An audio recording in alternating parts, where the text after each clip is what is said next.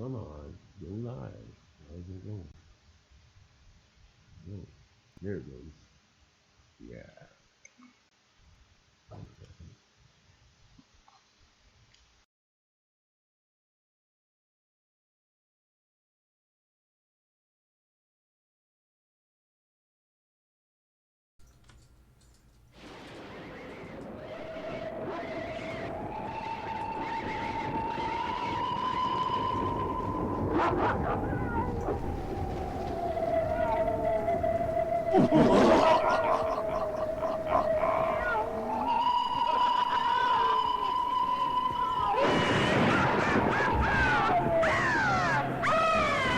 Welcome, welcome to the Monster Castle Radio Show. For the extreme paranormal listener. And here is your host, the Wolfman, Mike.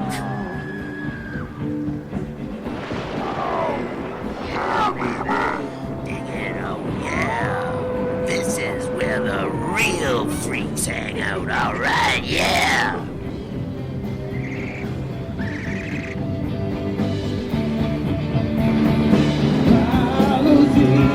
Let's hear some rock and roll, baby, yeah!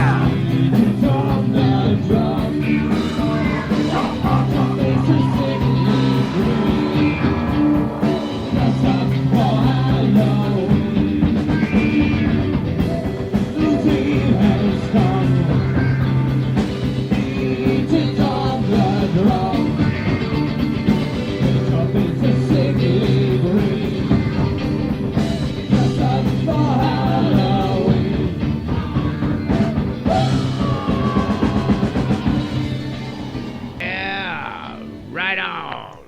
Here we are. Oh, man. Rocking with the Wolf Man.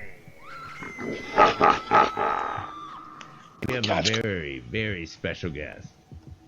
Darren, would you like to introduce him, please? Sure. Like an intro? Yeah, it's John. It's a police officer that worked in New York for almost 20 years, 17 years. And a good friend of mine. And he's here to talk about some of his experiences. You have any questions for him, Wolfman, to start out? Or do you want me to go to it?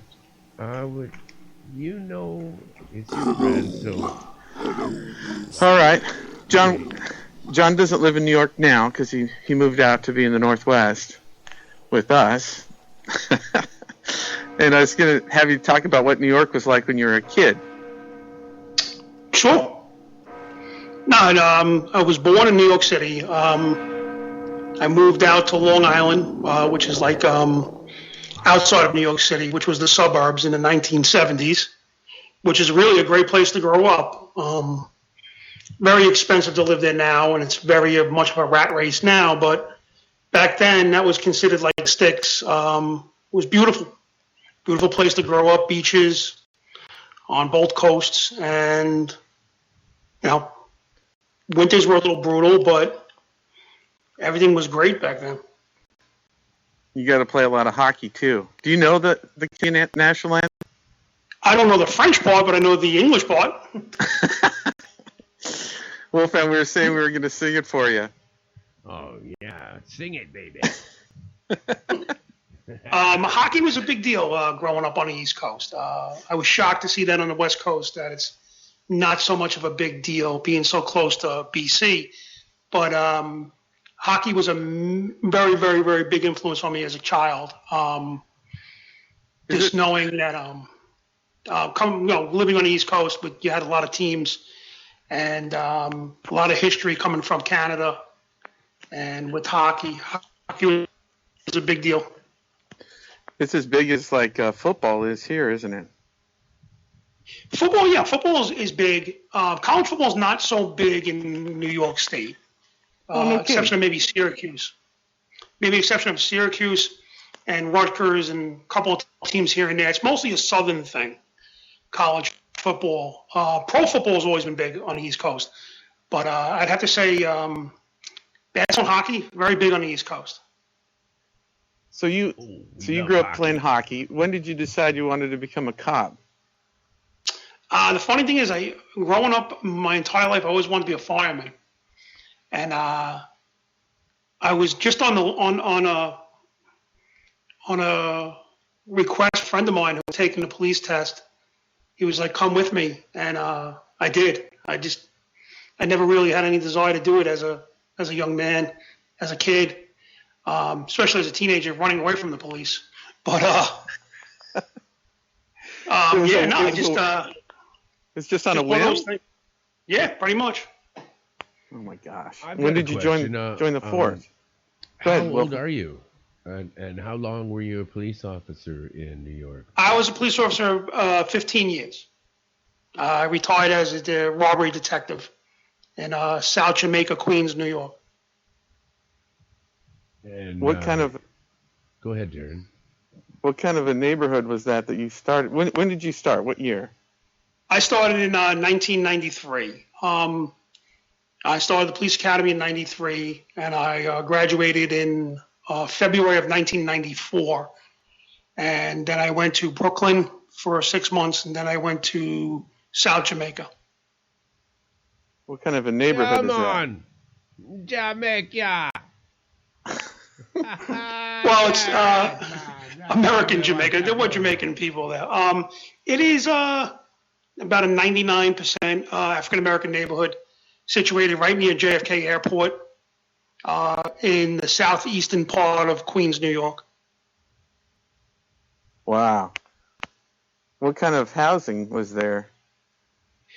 It ranged from single houses to projects to apartment buildings to shanties, you name it. It was, an older neighborhood of New York City, but at the time when I went there, it was right in the middle of the crack epidemic of the late 80s and the early 90s.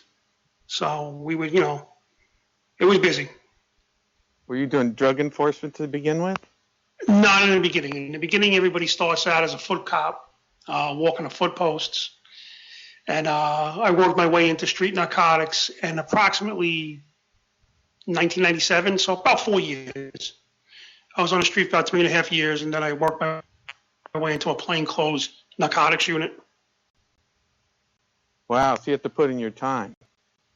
Well, yeah. That's pretty short time, though, to be out of uniform. It's about 3 years in the NYPD.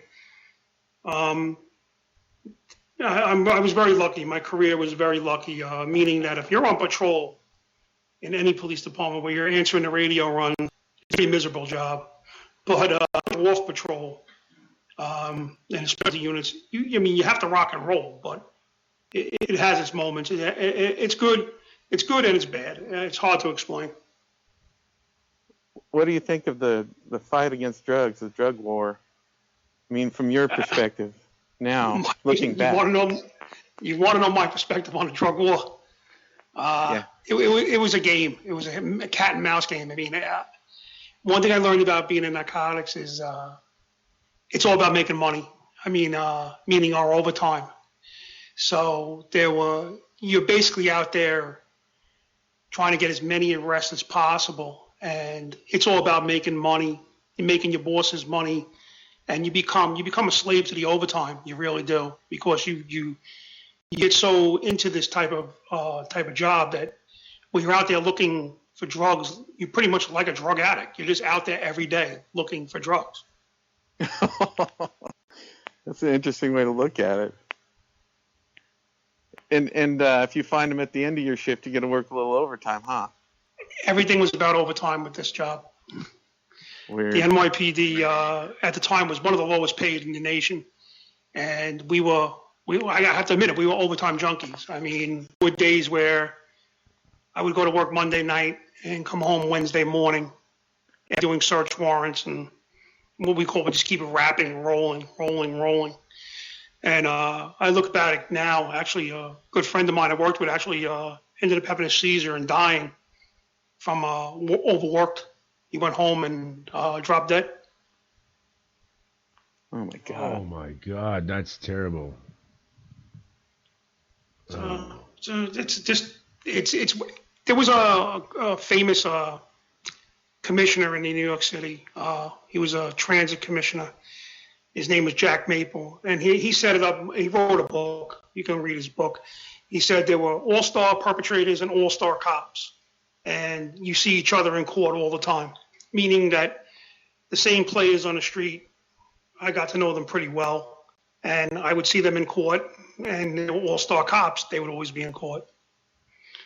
One of the most flattering things I had in my career was I remember a defense attorney in the hallway of the courthouse in Queens telling his client to take the plea because he knew my team and he knew we were good at testifying.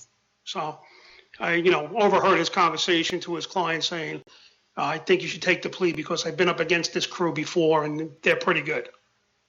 So you have a crew? Well, that's what we call it. Like when you're in a team, it's sergeant and probably cops. So you work with the same group of people all the time, and you're pretty tight. It's a small group. It's like a small family of people. I mean, it's very tight. Yeah, and you're cheering each other on, and you're there for each other when you're in court and out on the street. Yeah, well, basically, it's narcotic units are broken down to like little teams, and sometimes you bounce around from other teams and stuff, but for the most part, you stick with your team and you work with each other. I work with these people for 4 or 5 years straight. Did you ever feel sorry for the guys that are hooked on those drugs, and you think that jail is the right thing to do, or should they have some kind of rehabilitation or something? You know what it was at the time? Help. I feel differently now. At the time, I was young, and I was just, I was out there rocking and rolling, and we were just grabbing and grabbing and grabbing. Like I have voted twice to legalize marijuana here in Oregon because I do believe it's a stupid thing to arrest someone for. But I'd have to say that I can't lie to you and tell you that we didn't go out there grabbing marijuana arrests, because we did. Once again, I became addicted.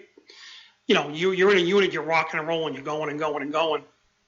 That's how you have to do it. You have to make your arrests. Wow. How long did you work the drug? I was in the drug unit 5 years of my career. 5 very long years. I mean, were you looking to get out? Yeah. I really enjoyed working there. I enjoyed working the unit. After a while, it'll burn you out, though. I mean, like I said, like you'd go to work on a Monday and you'd arrest a couple of crackheads, and they would give information about a crack house or somebody distributing something out of a building, and you would take that person to a courtroom and you would get a search warrant, and from one arrest would turn into like 3 days of nonstop work. Yeah, because you get one and then you get a whole bunch more. What's the biggest drug bust you had during your 5 years there? I had one where I vouched close to about $135,000 in cash in this one search warrant. Actually, the officer I told you about that went home and had the seizure and passed away, it was his search warrant.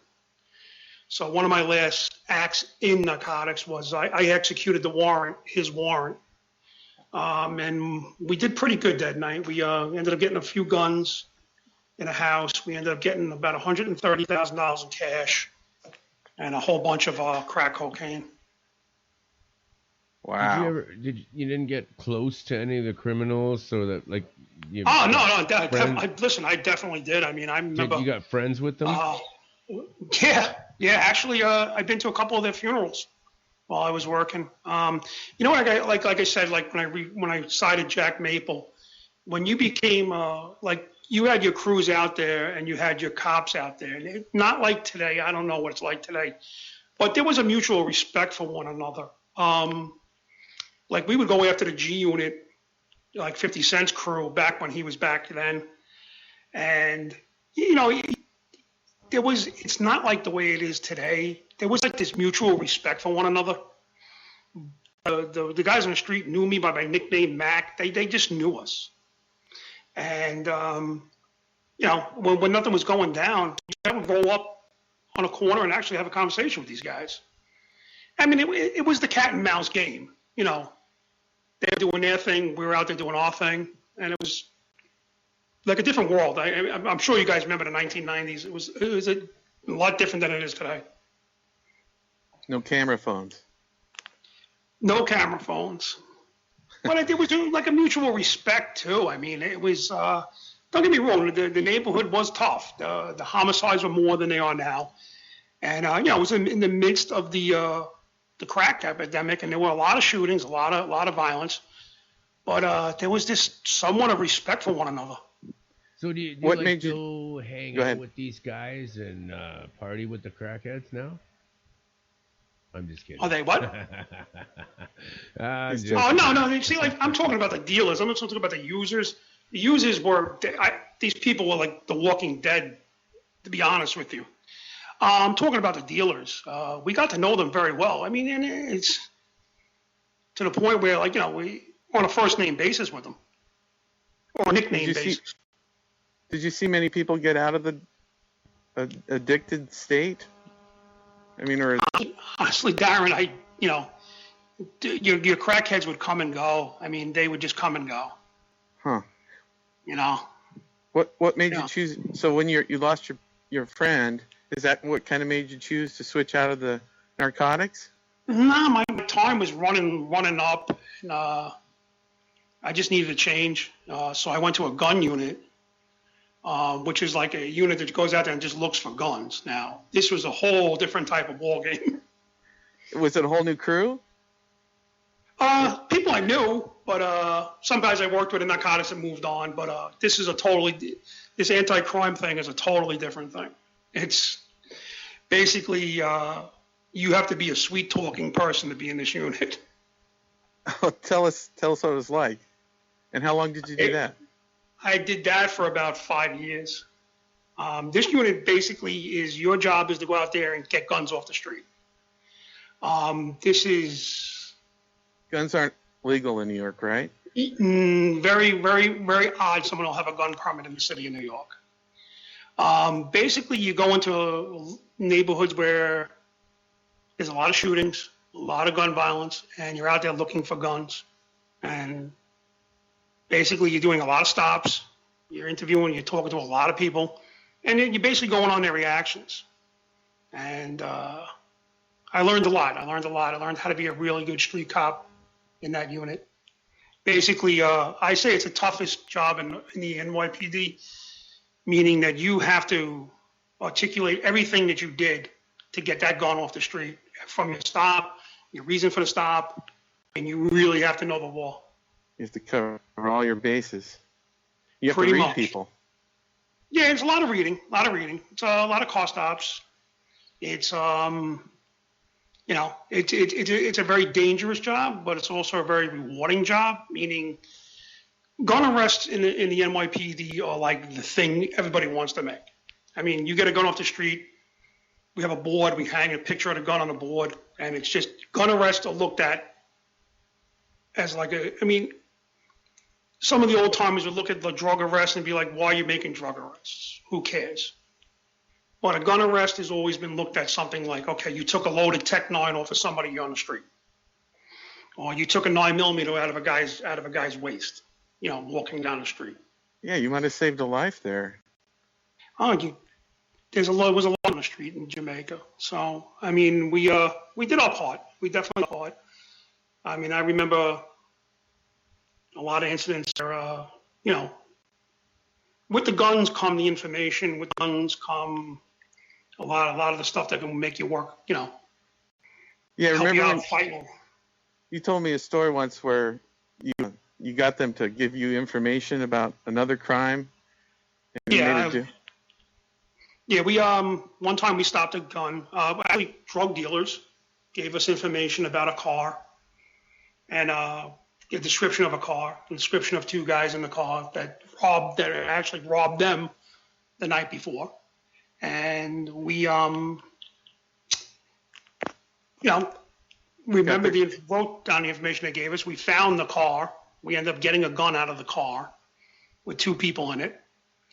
And that person gave us information about a homicide, a missing girl from Brooklyn, and a homicide. and we ran with it, and we ended up finding her body, and we closed out a homicide from a former guy who used to chase for drugs. Told us about an incident, which led to a stop, which led to the gun arrest, which led to somebody who was looking at some serious time, who gave us the information, and we rolled with it, and we just kept it rolling. I mean, it's like dominoes. It's like a domino effect. It really is. It's like you could just keep rolling and rolling and rolling. Okay. And, by the way, guys, I want to say shout out to A-Hole Skeptic from DM Talk. And he's in the chat room on #47Talk.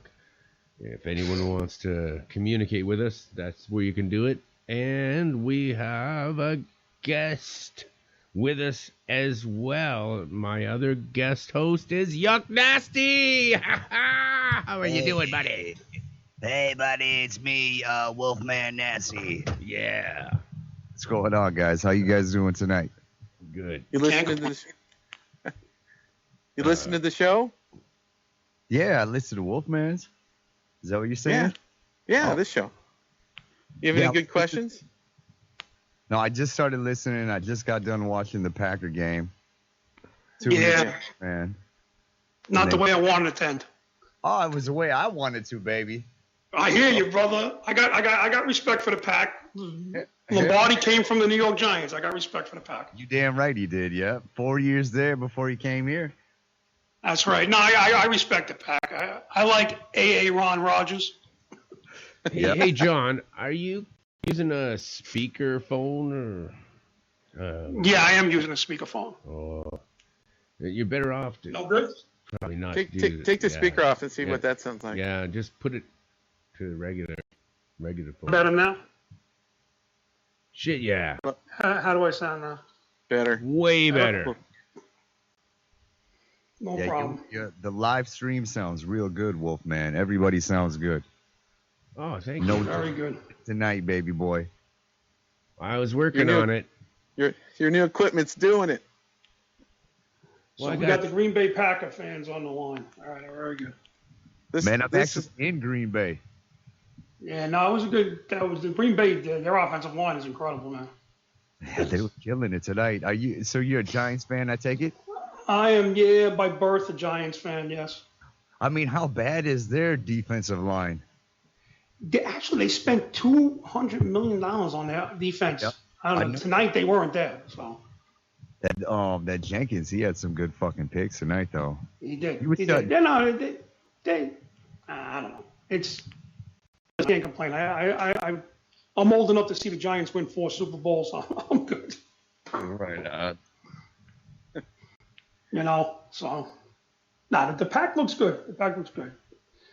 Just got to beat Minnesota, man. That's all. I know. Minnesota is fucking killing everybody right now, aren't They they?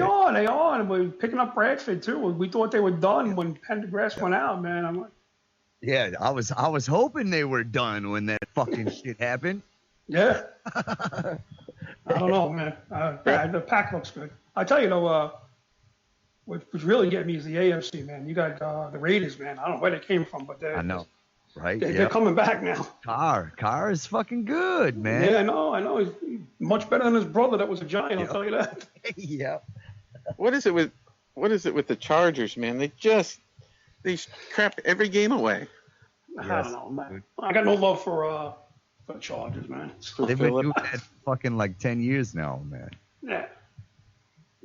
I don't like Phil Rivers. No love for them. He's a little bit too cocky, you know. Yeah, I know. All right, we promised we wouldn't talk about football. Yeah, I'm sorry, Darren. It's Sunday. Listen, I don't go to church. I get up in the morning and watch football. You go to church every week. There's not a game on. Yeah, exactly. Well, church for me is Sunday, Monday, and Thursday. Yeah. And if someone dies or someone gets married.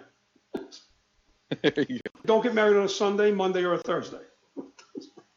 Should we get in store? Should we talk something else? Hey, Darren, you should be happy. Washington kicked the crap out of the Ducks. I was there. 70-21. Good, I'm glad. Love for the Ducks. They're more concerned about their uniforms than they are about playing freaking football. They came out to do another 2-point conversion, and the crowd started booing. And then they thought Listen, that there's I've one never thing seen anything like it. There's one thing I cannot stand about the Duck fans is they're more concerned about what their team is wearing than playing. Listen, Alabama has 2 uniforms, home and away. Oh, look at us today. We got the Oregon State flag. Who cares? Yeah, and we even get texts when they change their uniform. They look like the Cal Bears this weekend. It was ridiculous, dude. So coming I up, kept saying that. Go Bears! I don't know. They came out wearing like the Oregon State flag. Like, John. yes. So we're gonna do. I'm gonna play a tune. We'll have a little break, and then Okay. after that, can we talk some 911? Sure. Yeah, because I believe you witnessed the whole damn thing. Part of it. So, Yeah.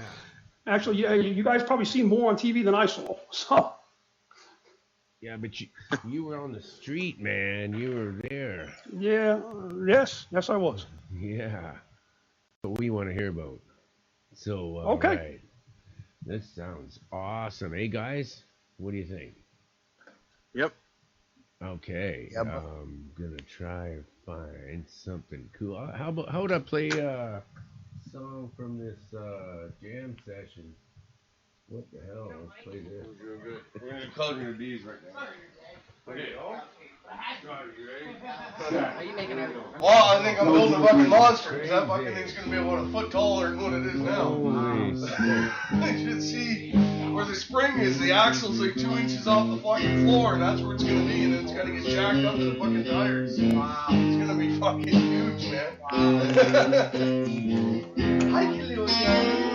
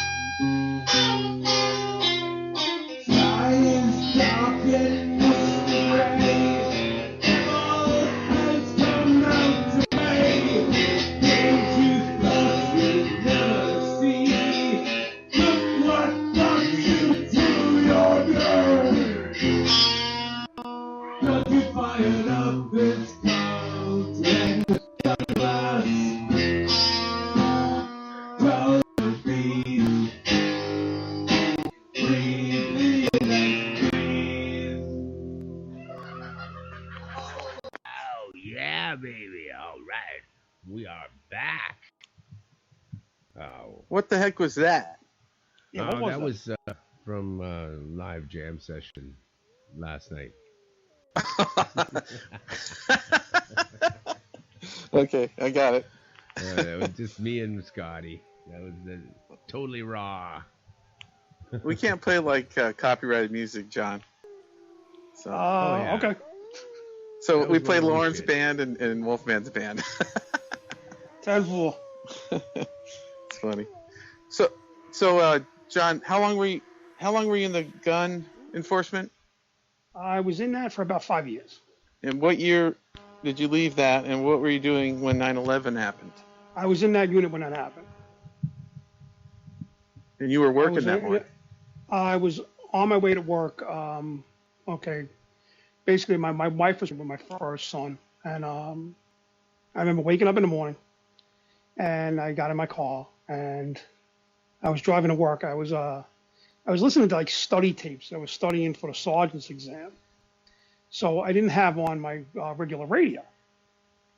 And this is back when we had cassette players in the car, guys. So, well, I just 1990 something car, but What do you mean? I I was still driving got into one. work. What's that? I still got a cassette player in the car. I do too. Excellent. All right. So I was listening to like basically like a study book on tape. Now, boring shit, guys. I don't want to bore you with it. It's just like police procedures and shit. And you listen to this guy and he talks about it and it's boring as hell. So here I am driving to work. I'm on what they call a parkway. Darren, this is an East Coast thing. Basically, it's like a highway just for cars. There's no trucks on it. Do you have to pay? No. You don't have to pay. But I was on the parkway and I was on my way to work.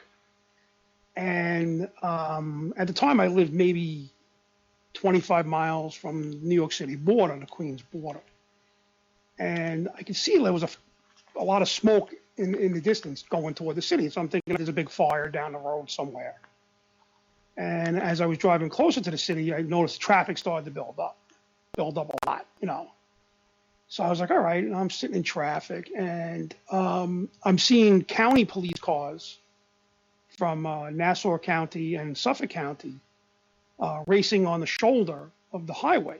I'm like, something must be going on, because why would, the county be racing into the, New York City Queens border?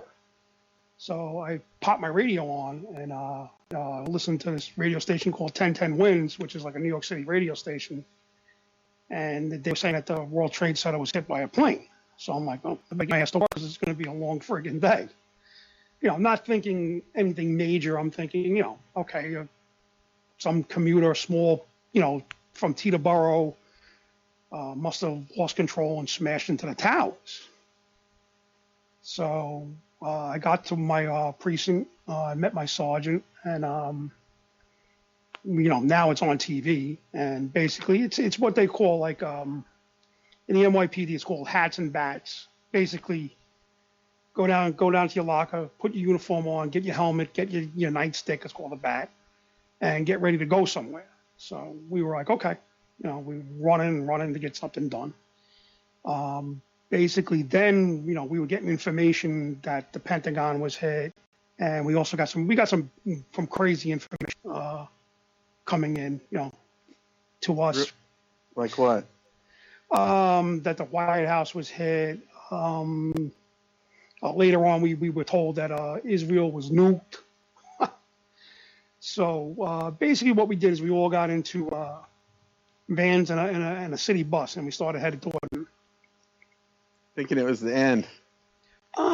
Basically, possible World War III. Yeah, basically. I mean, we really didn't have no idea what's going on. It took us a good, I'd say about 40 minutes to get everything sutured. We loaded up this bus like we were going to war, crowbars and stuff, and I remember going into JFK Airport and one of the terminal, like one of the bays there, and they were just loading us up with bottles of water and food and just throwing it all onto a city bus. When we made it into Manhattan, we got to like maybe Broadway near City Hall, and that's when we had to stop. So is a Because, whole bus full of policemen, or were there regular people? No, bus full of police, but we just took a city bus. Really? We just You can do that. we can do that, yeah. Yeah, that's As interesting. long as someone's trained in the commercial driver's license to drive it, yeah, we can do it. Kick everybody off? No. But basically, we went to the bus yard in Jamaica and took a bus. Oh. Basically, we called up and said we're coming to get a bus. And they have a driver ready for you? No, we had a cop drive it. Oh. As long as he's trained to drive it, he can drive it. I'm thinking, Okay, so we drove into. Can we do that It was again? pretty much like a death. Grab a I remember this guy Tommy was driving. It was like a death ride. I'd never seen a bus go this fast on the highway. So. Oh my God. But we were. I mean, the bus was moving. There was a couple of times I really thought we were going to flip. But we ended up getting in Manhattan. Hang on. We Did got you as play the close as we Guess could. Who Bus Rider song at the same time? When you were No bus riders. We just commandeered a bus. Just took it. No, I meant the Guess Who song, Bus Rider. Bus Rider, yeah. Oh, yes. But when we got to Manhattan, the first tower was already down. So basically, you couldn't see anything. How can I explain that? The guys from the east up there in Canada, they'll understand. It was like a blizzard. I mean, What you did could see behind you, but we knew that we knew the tower collapsed. We know that. We heard the screaming on the transmissions of the radio. What about the second? The first one was down. Where were the you when second the plane second? hit, we were on our way. On the bus. Well, while we were driving there, yes, we were on a bus. We had no idea of that. No clue of that. Oh. We were getting the radio of saying there was another one. So when we got there, you're looking at a huge cloud of smoke. I mean, you know? Yeah, we're still here. It We're must listening. have been really scary, man. You guys must have been shitting your pants. Basically, yeah. We It was very hard to get your bearings because I've been downtown many times, but it didn't look like anything you resembled anything anymore. I mean, it was much of a ghost town as can be, and it was basically everybody for there was like nobody in charge. It was kind of odd for like a city event to be going down like this. I think I made it to like Vesey and West when the tower started to come down. And basically that was the fire department hit an alarm, blast their alarms. And basically you ran. I mean, you ran. It sounded, you ever hear the sound of the metal grates when they pull it across the street when they're doing work? That screeching metal sound? That's what you heard. And you looked up and you saw the top and you just ran because you knew it was coming down. So that's the second one. Are you talking about, or the first one? Second. The second. Second. So you were on the ground. You guys all jumped off the bus, and you started running towards the first tower that collapsed.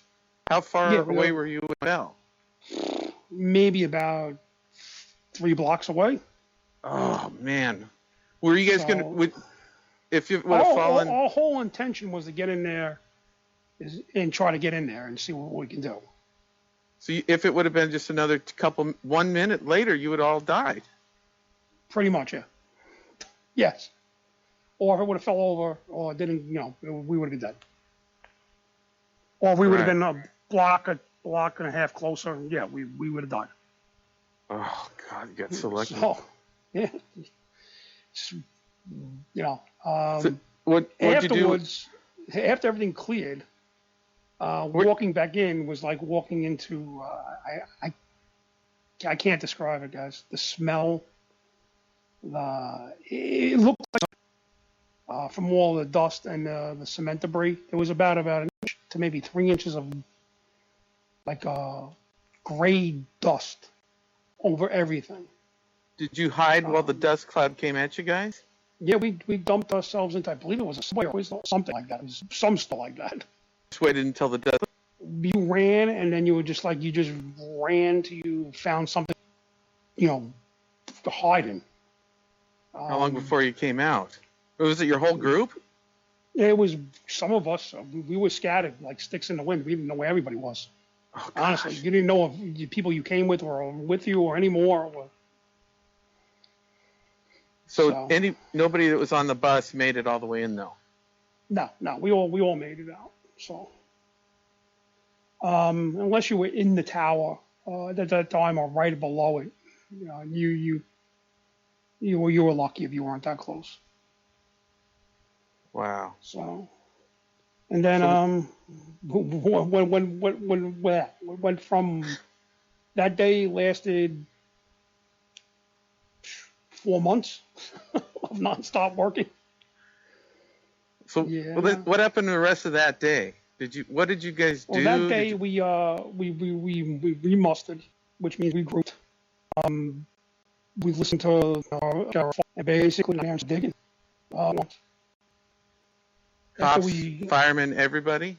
You name it, everybody was there. That day and that Same basically, thing. you were seeing things you never seen before. I mean, it was. I can't describe the devastation. I mean, it's unbelievable. I mean, seeing trucks the size of like 2 feet high, an entire fire truck that was destroyed. And then you would, like I told you, Darren, like I walked the mall a couple of days later underneath, and the music was still playing inside this underground mall. And it was still on. It was strange. It was like what song was playing? A apocalyptic scene. I mean, a lot of devastation, but then things weren't even, like time stood still. I mean, people left their cars there. They left all their belongings. I mean, there were just cars on the street with the doors open. Yeah. I mean, it was. It's like a nightmare you can't wake up from, or like a death in the family. Pretty much. Like people always ask me, "Did you go to the museum? Did you go to the memorial?" I said, "I relive it, every couple of months. So I don't really need to see a museum. I mean, to be honest, which I totally disagree. To New York making money. Yeah. No, I mean it was different. I mean, So how long did you do the bucket brigade before they brought in like real big equipment? How many months? How many hours a day? Well, if you were like, exception of 9/11 day, you were assigned to dig, because we still had a city to patrol. I mean, there was, people always thought, oh, everybody's ran. No, you still had a city to patrol. I mean, New York City is a very large city. Everybody just can't work in downtown Manhattan. Right. So if you were assigned to a digging detail or you were assigned to a security detail downtown, your day consisted of probably about 13 to 14 hours. What happens, what the NYPD does is they go into what they see mode. It's 12 on, 12 off. No days off. So work 12 hours on, 12 hours off. And then from 9/11 all the way to like mid-December. And then you finally got it all out of there? It took probably about 2 years to get everything out of there. So they brought in the machinery. What did they do for safety? They were bringing in safety? Yes, like masks to protect yourself from. Well, this is the whole thing with the masks. The first day of the dust, basically, we were given surgical masks on 9/11. Okay. Basically gave you a dust mask to wear. And I told Darren this, and then what got me was every time we would go down there. Now, say like I went down there the 11th and the 12th, then I didn't go back until say like the 15th. And when you went down there on like say September 15th, they were, okay, guys, you're gonna dig. Go get a mask, and they would give us a respirator, like a single cartridge, mask. Okay. And you'd work down there for 15 hours or so, leave, and you'd come back like about 5 days later with the mask that they handed you 5 days ago, and tell you, oh no, that mask is no good. Go get another one. You need an updated one. You need a better one. Because they were figuring out how much crap was probably in that. Yeah, dust. there was so walking around with these meters and telling us everything was fine, which now we know was a lie. There's no doubt about it. Everything's fine. Use a mask now. Yeah, which we know is a lie. A lot of our guys have firemen, even a lot of people who just live down there, or ended up getting these unexplained cancers and dying. Right? Yeah. It's one of them things where where the Senate just passed it again. I mean, because they can't explain why people are just dying. 10 years later, 11 years later, just getting unexplained cancers and dying. How many friends do you have that have died since then? I've known about 4 people have died since then. Personally? 2 years ago, yeah, I went to a friend of mine's funeral in New York. He was on vacation in Las Vegas. Young guy, 40, maybe 42 years old, 43. Ended up getting asthma later on after 9/11. Actually, had a doctor. It was caused by that. Was down in Ground Zero and he had a massive asthma attack while on vacation and died. Are you nervous about your health because of that? You notice, Darren, people always ask, what would you do if it happened again? I would do it again. I mean, I look at it this way. I think everybody has their time, meaning that everybody has a time in their life where they have to step up, whether it's with your family. Everybody has a moment in their life where they have to do something. And I'm not saying I'm not going to sit there and become like, oh, I'm so patriotic. And no, I mean, I just think it was for society, for manhood, for people. And you needed to step up and do your part. And I think everybody has that time in their life when they need to step up and do their part. And you know it was your time. And whether it was your time or not, this was the time you needed to step up. You needed to be at your best, and you needed to put yourself second. And listen, people always ask me, what was the best time of your life? And I tell them was working at Ground Zero. They're like, how can you say that? And I say, because I seen the best of humanity at Ground Zero. I was a horrible people, but seeing the true poverty, I can say, where I mean, if you're in uniform, whether you're Red Cross, whether you were black, whether you were white, no matter what you were, what your religion, nobody cared. We all had the same mission in life. Our goal was to see if we can help, see if we can save someone. No one was like, hey, I don't want to do this. I don't want to do. No, it was all just, let's get it done. It wasn't a Republican, Democrat thing. It wasn't any of this. It was all, we got a job to do. We got to do it. And it was basically what it was. I mean, I remember one time I was on a bucket line, and it was like a construction worker, and he was like, he said something, and then they turned and he saw me, and of course I'm wearing something that represents the NYPD, and he's like, oh, I'm sorry, officer, I didn't mean to say you. Here it is. They would buy you lunch and everything when you were going around? No, I mean, I've seen the best of humanity then. I mean, guys, it's a strange thing to say. Just at my best, and I've seen people at that. Unfortunately, so, it was, and what I see now makes me sad, but yeah. But it was very supportive. I mean, it was sad. I mean, the victims' families were sad. I mean, I told you the story that they would hand us photos if they knew we were digging. You had to throw the photo in a garbage can. I mean, it was. They would give you a bunch of stuff, wouldn't they? Yeah, they would. They knew you were in the digging detail, and then if you ended up getting to do a security post at the family center they set up, it was. I personally lost a couple of NYPD guys that associates of mine, but I didn't lose a father, a mother, a son. I mean, to look into a parent's face that lost their child. I mean, and I still say child, I mean, they were adults, but I mean, these people were working in an office building. I mean, they did nothing to anyone, honestly. I mean, what did they honestly do? And like, I can understand certain people's hostility toward the police. I get it. I understand that. But what did, a guy working in a bank. What did a girl working at Windows on the World waitress do? Yeah. To ever insult anybody and make them hate. So that's why I think it was everybody stood together. It was a tough time, but it was a good time. It was a time where everybody was together. You could almost write a book. I like I said, my wife's uncle was a writer, and we've spoke many times about it. He wants to do a something about it. It's like, okay, whenever you're ready. So when you went in there to dig, you guys called it the pig, right? Well, it was called the pit. We just called it the pit. The pit? Pit. Yeah, it was pit. Like the term ground zero didn't come up till later on. I mean, we didn't call it that. We just And how long before you were working at the dump, going through the stuff again? Oh no, the dump. I'll never forget the first day at the dump. Okay. And basically, how long?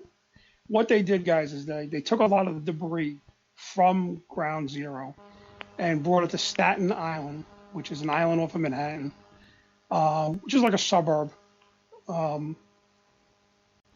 There's Saturday Night Fever, the Verrazano Bridge. It's just a real, it's a borough. It's a borough of New York City. It's called Staten Island. They had an old landfill there, and said the landfill is Fresh Kills. Ugh. How ironic. Okay, now this was a trip, so they send us up to Fresh Kills. So for first day I go there, I go with this really good guy I worked with, Donnie. Funny guy, actually played football for the Seminoles. And we go up there, and basically they put us in these big Army Corps of Engineer tents. All right, so they're like, all right, guys, you're going to work what they call a conveyor belt. Like, okay, and I've never done this before. I'm, cop. I don't know what I'm doing. Basically, they suit us up in this Vortex suit. You have to tape your arms and tape your knee. Have to tape your ankles shut. I'm like, what? Like a biohazard suit. I'm like, all right. Then they put on this whole big full face mask and they blow smoke in it to see if it leaks. So it basically looked like people that work on a nuclear power plant. Okay. So our ankles are taped. They put us in this whole rubber suit. And they put us on this machine. I described it to you, Darren. It's got to be about 25 yards long. And it's a big shaking machine where a big bulldozer will come and dump a big thing of muck into this machine. Basically, they gave us a quick, hour course on how to work on this machine and what a black box looks like. Okay. Because they haven't found. They haven't found it. And wait, what month? How long ago was this after? This was February. I remember it was the first day they lit the two the lights where the towers were. It was the night they lit the lights. So here we are. Okay, make a long story short, they put us up on this machine. Now it's mine and my partner Donnie's first day there. Now there have been people that have been working there for months, and I can see them in their face. They're gone. They don't want to be spent. They're spent. Now this machine is humongous. I mean, I'd say it's humongous. You have to walk up like a flight of stairs to the top, and it's like a catwalk on both sides. And there's probably about 10 guys on one side, 10 guys on the other side. And here comes a big bulldozer. They dump this muck, and it just starts shaking all the dirt. So basically, you're digging through garbage, debris, shoes, crap, pieces of phones, whatever was in the building, in this big muck. I bet it didn't smell very good. It smelled like a terrible dump. Also, where Fresh Kills was is where they brought vehicles. So you had like the graveyard of police cars, fire trucks, ambulances. Some good, some crushed, and civilian cars. I mean, just huge lot of just destroyed vehicles. So basically, we're on this machine. We've been on it for about an hour, and I noticed a lot of shoes. Just shoes. I guess people just ran out of their shoes. So the thing's going for a while. I see like a Timberland work boot, so I pick it up. And I picked up a few more shoes prior to that. And you basically dump the dirt out because it's just like mud and muck. You dump it out and see if there's anything in there. So there's about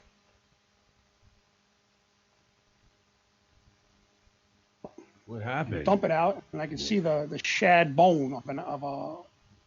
It's dirty. It's blackened, but you can see it's a bone. It's like a busted calf bone. So I'm like, oh shit. Which is kind of what you were looking for, wasn't it? Yeah, you are looking for body parts too. So there's a button on the machine. You run over, you hit the button, it stops the conveyor belt. So I tell the boss, we had like a lieutenant or a sergeant up there. I tell him, listen, I found something. So I walk over. They give me a spackle bucket. I put the shoe and the remainder of the foot in the bucket. And I see everybody looking at me like, you fucking dick. Right? Like they're all just, no one's like, great job. No, great. No, they're all like, what the fuck? So basically, You guys found a foot. So all of a sudden Good now for you. I'm standing there and I'm like, okay, thinking I did a great job. I'm going to solve someone's missing family member. And next thing I know is they stop the machine. Somebody that works at the landfill comes over, opens up the big part of it with it's hydraulic. It opens. There's a ladder, like a metal ladder that goes down into this muck, which is like, now it's February in New York, so it's freezing. And it was filled like maybe up to maybe like almost to your knee in like this mucky, muddy water. And they give me and my partner like 2 clamming rakes. The rakes that you use to clam. You pull clams. I don't know if they do it. They do it on the East Coast, clamming rake. I know what they look. Yeah. Yeah. So we're down there looking for the rest of the person. In ankle-deep water. I mean, knee-deep water and mud, digging. And I'm like, I turn to my partner. I go, this has got to be the worst day of my fucking life. I go, it's cold. I'm tired. And I'm in a mud, cold, freezing mud looking for a dead body. Oh, God. So did you find anything else? No, we found nothing else. But after that, they tell me, bring the bucket to the ME's office. So I bring it to the ME's office, which is a tent. I walk in there to some, military medical examiners, New York City medical examiner's office. I bring the bucket over. I look at it, give it to the medical examiner technician. He says, okay, just put it over there. And I look along the wall. There's about 25, 30 buckets. So I put it down. I'm like, do I need to sign anything? They're like, no. They're like, go get lunch. Oh my! Go get lunch. So, did you? I bet you weren't too hungry after that.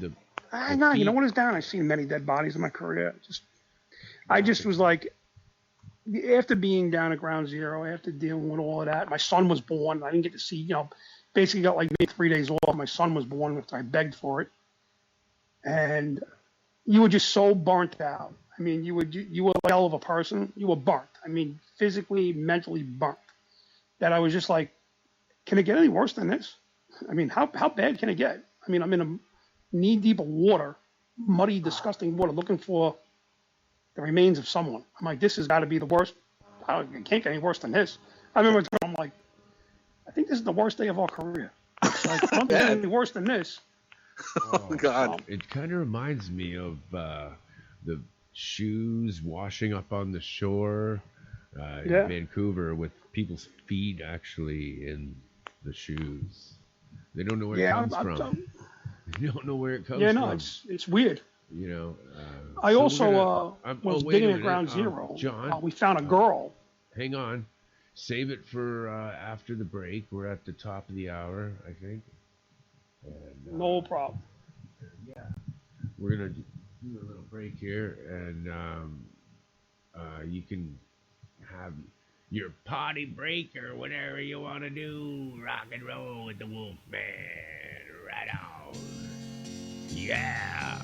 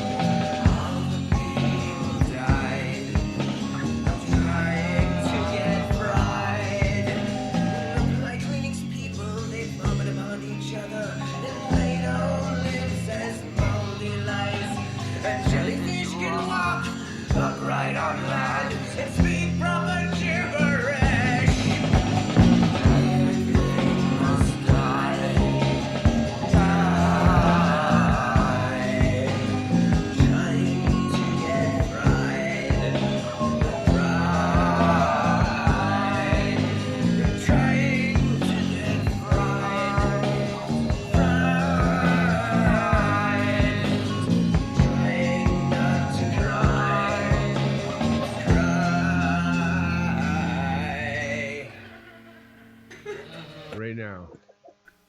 Here we Who are. all do we got on? Just you and the guest. Hold on a second. Stop. I was trying to play another song and I didn't want that playing.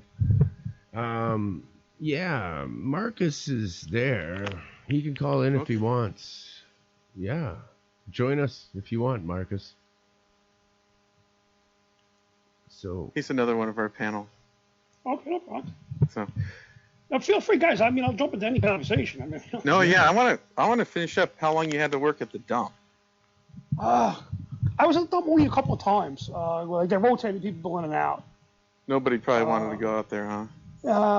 After a while, they were like, people were just upset. They didn't want to be there anymore.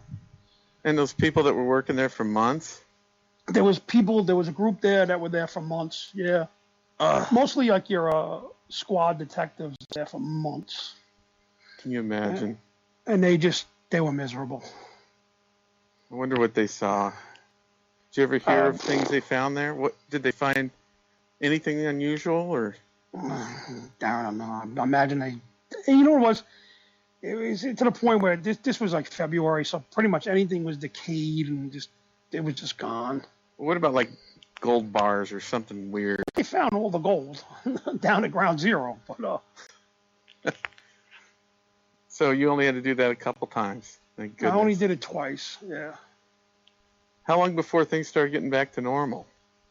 Actually, it was kind of funny. I remember working one time. We were riding around, and this is when I was in the gun unit. I remember my partner at the time. He's like, I can't wait for stuff to go back to being normal. Everybody hates us again. See, I mean, we're not firemen, guys. So it was odd for people to tell us they love us. It was odd for people running up and thanking us and hugging us. I mean, listen, I remember when I was a rookie cop, my training sergeant said, if you wanted to be loved, you're on the wrong job. So, right. It was, people support you and say they like you, but you know what, dude? I mean, let's face it, guys. That wasn't always their job. Nobody likes getting stopped by the fucking police. Who the hell? I don't like it now. Yeah. Listen, you're driving a little fast and the guy pulls you the fuck over. You're like, you son of a... It's true. Yeah. I mean, I'm not going to be a hypocrite and say, no. Listen, if I was a young guy, I was a teenager, I'd be drinking down at the lake, doing whatever we're doing. Police would come. Hang on. Take our shit. I'm pulling you guys over. Take our beer, take our crap, and registration, please. Come on. Yeah. I did my bad shit. But listen, I remember running through the woods from the cops. I remember one time my friends decided they were going to steal a bunch of snowmobiles, and we got chased by the cops. So how much longer were you in the force? Did people start hating you again? I'd say hating. I'd say they started things went back to normal probably like 2003, late 2002. And where did you go after the guns? Did you go into a different? Yeah, and then that's when I went to detective squad. Meaning where I had to put on a shirt and tie every day and be a real investigator, not a street detective. Really? What did you investigate? Any good robberies? stories? I was a robbery detective. That was a very very good unit to be in. I learned how to be an investigator, like a real investigator. In order to investigate a robbery, you sort of have to put yourself in the frame of mind of the person robbing the place, right? Yeah, that too. I mean, basically when I was in, it was called a RAM. It was robbery and robbery apprehension unit, and basically I did robberies and burglaries. Burglaries were a pain in the ass; they're never solved. All you do is try to get a DNA hit, and it would never solve a burglary. It's impossible. Never? But it's very, very odd. It's very hard. Basically, you got to get the DNA hits, and then you can do something with it. It's hard. The robberies I like because I like being a robbery detective because a lot of our robberies. I'm not talking about the violent ones. I'm talking.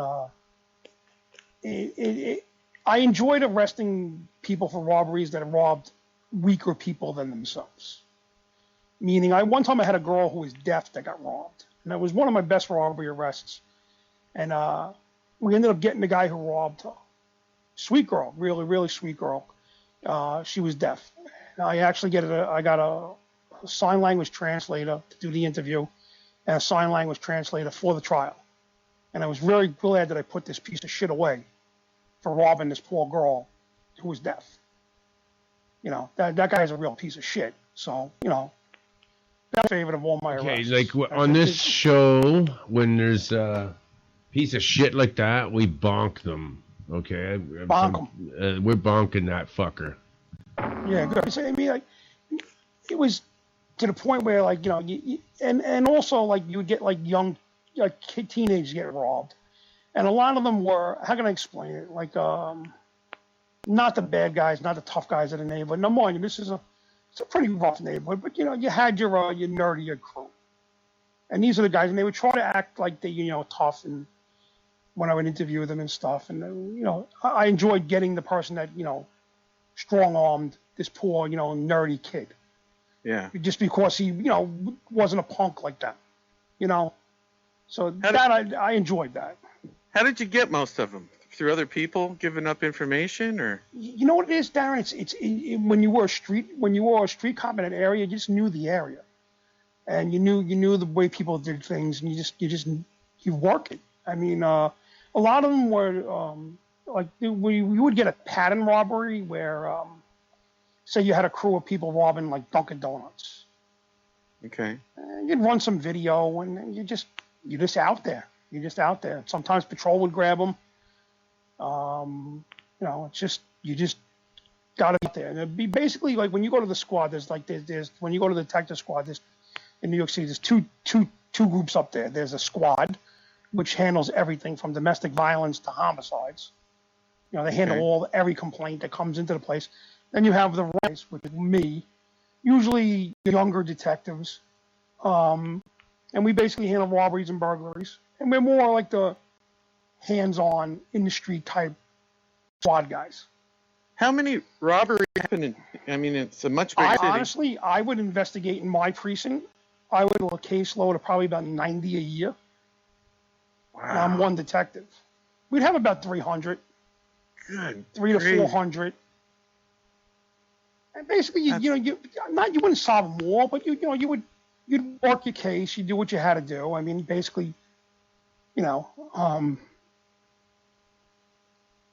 it's just, you know, knowing the area, trying to put patterns together, and you would usually have to go to court, of course, with all of those. Oh, the robbery arrest, you'd always end up in court. Always end up in court. A lot of it's solely on the complainant, because the complainant basically looks at pictures and views things, and, you know, then it was lineups. And how would lineups work? Lineups work. Where do you find the people? In a homeless shelter. We would go to the shelters, and it's kind of funny. I mean, you'd roll up. Basically, you would go down to a patrol and take a police van. So now you'd have myself and a partner. We'd roll up in front of the shelter, and these guys anywhere from $20 for a robbery, $50 for a homicide lineup. So, you basically had to get somewhat people that look similar, and you'd roll up to the homeless shelter. I remember the shelter in Brooklyn. We'd roll up to the shelter, and the guys would run at the van, pick me, and they'd have little big razors. They would actually shave. Clean themselves up. Yeah, if the guy was clean shaven, yes. And I remember one time I had, like I said, I worked in a mostly African American neighborhood, and one time I had this Puerto Rican guy come running up to the car. He's like, "Yo, man, I'm good. I'm showing him a picture of a gentleman who's very African American. And I'm like, "Sorry, man, I can't use." He's like, "I look just like that guy." I'm like, "No, sorry, brother, but you don't." Did you have to get good, clean clothes for him? No, they were doing it in their clothes. Basically, they stand there with a number, and they have to wear a baseball hat with a number on it, and a number card in front of them. How often would they do it? Would you get the same people every time? I had a couple of repeat guys, you know. And when I would tell them it's a robbery, they'd be like, "Oh, you know, it's $20, you know." So it would work them all night. They would $50 for homicide. For them. Yeah, it was a job for them. It was a job for me too. Now, number one, you know, you have the arrest, and you're rock and roll. This is going to take 18, 19 hours to get this arrest processed. So, Oh my goodness. pretty much And when it- you get to the lineup, it's the person, they know who did it. So when you So- get to the lineup, it's good. What are some of the reactions the people have had in the lineup? Because they say, I've had people cry, and I've had people get mad and start screaming through the glass, like that motherfucker right there. you're not supposed to do that, though, do you? Take it easy. I'll never forget one time. Every lineup consists of this. You have to have the complainant, the arresting detective, a sergeant or a lieutenant to supervise the lineup, and a district attorney. And Okay. I remember one time I made an arrest, and I had made the arrest, and I had to do a lineup. So my bosses, because when you're a detective, you're not considered like a squad on their own, and the bosses might be off. So we didn't have had a call for a sergeant of another detective squad to come over. Now this guy was like 3 that day because there's a lot of drinking involved in detective work. So this guy shows up, he's fucking. So I'm like, all right. Now it was late, like 1 o'clock in the morning, and you after it's out lockdown because they're sleeping, you can't go in there. Okay. So I had 3 African American police officers dressed down, sitting in the lineup. Cops that work downstairs. I asked them to do the lineup. So they come upstairs, they get off patrol for a while, and they got a kick out of it, right? So here comes this sergeant, old-time Irish sergeant. And I got the lineup there. And now mind you, the lineup is like 6 people. So 4 of them are cops. 1 is the perpetrator, and the other 1 is just a guy who I grabbed off the street to do the lineup, right? So the sergeant comes in, he's like, I've been doing this for 40 years. I'm like, all time, he's like, it's definitely number 3. I'm like, that's a cop. Wow. He's like, that guy's a cop, dude. No, they're in the glass, behind in the room in the glass. Well, I'm sitting behind the curtain with the sergeant, getting ready for the district attorney to come and getting ready to bring the complainant in. So he views the lineup before I bring everybody in, the sergeant, to make sure he likes it or whatever, it's done right. So he goes, I've been doing this for like 30, 40 years. He goes, it's definitely number 2. I'm like, no, that's a cop. He goes, like I said, it's definitely that perp, number 2. Being a dick, saying he's a bad, whatever. I was like, okay. Did you have him shut up by the time the DA got there? Yeah. I was like, this motherfucker. The DA looked at him like he stalled, dude. I'm like, Jesus Christ. Oh, man. So Yeah, but also, listen, I've Have been you- in court where DA tells me, listen, don't come back drunk. DAs are very young girls. They're very young. They're fresh out of like law school.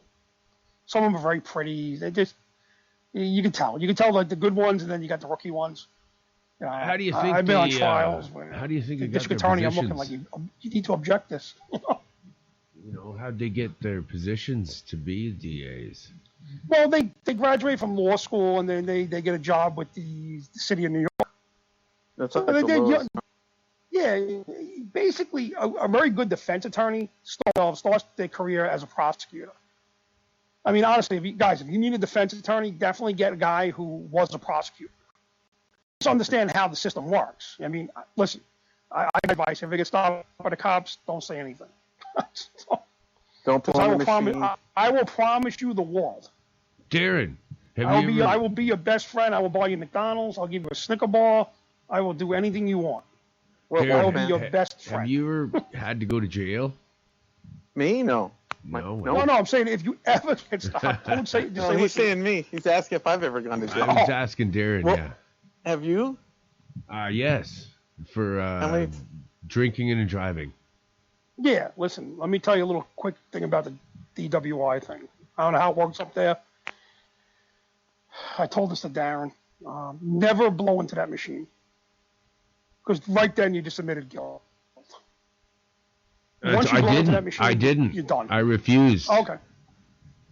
Well, you did the right thing. Yeah, but they get you for the same charge here. And it's They called will failure fix to you for the blow. same charge everywhere else. Failure But you do to have blow, your day in court. right? Yeah. So it's called Yeah. here in Canada. It's called failure to blow, and it's the Yes, same penalty. So if you don't blow in it, you still get nailed with the same penalty. Yeah, no, same thing here in the States. But you do have your day in court, meaning that, listen, there's a little friendly advice. I mean, I'm not going to be a hypocrite and say I never had a few pops and drove my car. But I don't recommend you do it. But if you do, you blow into that machine, because once you blow into the machine, you pretty much guilty. I mean, there's no way to get around it. I mean, they got the numbers, they got the reading, you're done. What I even told, like I told Darren, is I'm not telling you to go out there and be a drunk driver, but if you do have a couple of beers and you're like, whatever, is you always have your day in court. You could say, listen, I was on cough medicine. I was, I wasn't drunk, but I was, I had the flu and I took some, NyQuil or whatever, just. At least you have a chance. It depends on the judge. It depends on the jury. So listen, I'm not drunk. I was on medication. Actually, am I guilty of driving? Yeah, but I wasn't drunk. I told them that I have a asthma problem and I can't blow in that fucking thing. Yeah. And what I'm saying is, if I told the cops tell me blow in there. I said, oh man, why don't you blow on this? Once you're done. I mean. Once you blow into that machine, you're finished. I mean, there's no way to get around it. But basically, what I told Darren, I told a lot of people is, basically, I'm not telling you to drink and drive, because one, it's dangerous. Two, you can hurt somebody. But if you ever get stopped, don't blow into the machine. Always get some kind of medication and say, something. Even if you don't take it, if you say, listen, I got to go have a couple of drinks to relax, have some type of medication, from a doctor. Now, I mean, I look at it like I take blood pressure medication. It says can make you drowsy. I mean, if I ever got stopped, I'd be like, listen, I'm not drunk. I'm on this type of medication right here. That's why you thought I was drunk. So John, so you did the after the lineups and after you did robbery, did you retire? No, that's when I got hurt. You were on robbery when you got hurt. Can you tell the story about when you got hurt? That's a great story. Yeah, not a problem. When I got injured, which pretty much I had a shoulder injury prior to my shoulder return playing football.